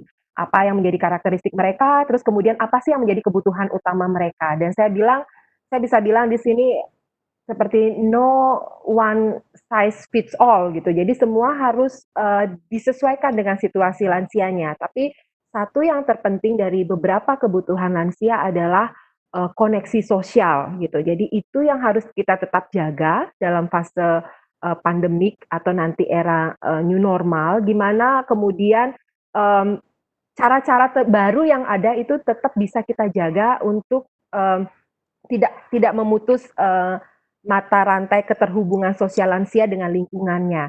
Dan yang terpenting adalah dalam kita melakukan edukasi kepada lansia, kita harus gunakan bahasa mereka gitu, sehingga itu mudah dipahami oleh mereka dalam kondisi apapun dan bisa menjadi lebih efektif dalam penerapannya. Mungkin begitu, Baik, Bu Sani. terima kasih Bu DL. Saya selalu suka nih dengan closing statement-nya Bu DL nih. Baik, selanjutnya silahkan Pak Putu. Siap Ibu Sani. Pertama, sekali lagi terima kasih kepada semua pihak yang telah membantu selesainya acara ini dengan baik dan terselenggaranya acara ini dengan baik. Banyak orang di belakang layar yang tidak kelihatan di depan, tetapi banyak sekali ya Ibu Vera, Pak Jana, dan teman-teman Aryo dan lain sebagainya. Terima kasih. Kemudian kepada seluruh audiens juga terima kasih. Untuk menyampaikan closing statement ini, izinkan saya menyampaikan pernyataan sekaligus menjawab ada dua pertanyaan yang dari audiens yang cukup menarik. Siapkah kita menghadapi COVID dan pasca COVID ini? Ini dari Pak Hairul Dipare dan Ibu Sulasmi dari Prodi Magister Keperawatan di ITKes Bali. Untuk menutup seminar ini, maka saya mengajak seluruh audiens untuk optimis bahwa kita harus mengatakan kita siap. Dalam rangka mengatakan kita siap itu, maka berbagai hal perlu dan selalu kita kembangkan, diantaranya adalah mengadakan sharing knowledge seperti ini, melalui webinar baik di kalangan kita tenaga kesehatan, akademisi, praktisi, juga dengan masyarakat awam. Dr. Suke, Ibu Dia, dan rekan-rekan lainnya yang memiliki aura dan komitmen untuk ini, mari kita bersama selalu jaga komitmen ini. Dan yang terakhir sekali lagi, untuk tetap optimis, maka saya akan menggaungkan tetap sehat, jaga semangat. Terima kasih, Ibu Moderator, Bu Sani. Terima kasih. Ya, terima kasih Pak Putu atas closing statement-nya. Ya, ini menggugah semangat kita semua ya. Semoga kita bisa tetap tangguh untuk menghadapi pandemi ini dan semoga juga pandemi ini segera berakhir. Baik, Bapak Ibu peserta webinar, izinkan saya untuk kembali mengingatkan Bapak Ibu sekalian untuk mengisi link registrasi akhir untuk mendapatkan sertifikat. Link registrasi dapat dilihat pada running text di tampilan YouTube Anda, dan registrasi akhir ini diberikan waktu sampai pukul 1 siang nanti, waktu Indonesia bagian tengah. Baik, Bapak Ibu peserta webinar, demikianlah acara webinar kita hari ini. Saya mewakili segenap narasumber dan panitia mengucapkan terima kasih yang sebesar-besarnya atas partisipasi dan kehadiran serta berbagai tanggapan yang Bapak Ibu berikan selama webinar ini berlangsung. Akhir kata, saya selaku moderator undur diri. Semoga ilmu yang didapatkan pada webinar ini dapat bermanfaat dan semoga kita dapat bertemu dalam seminar lainnya. Selamat siang dan terima kasih.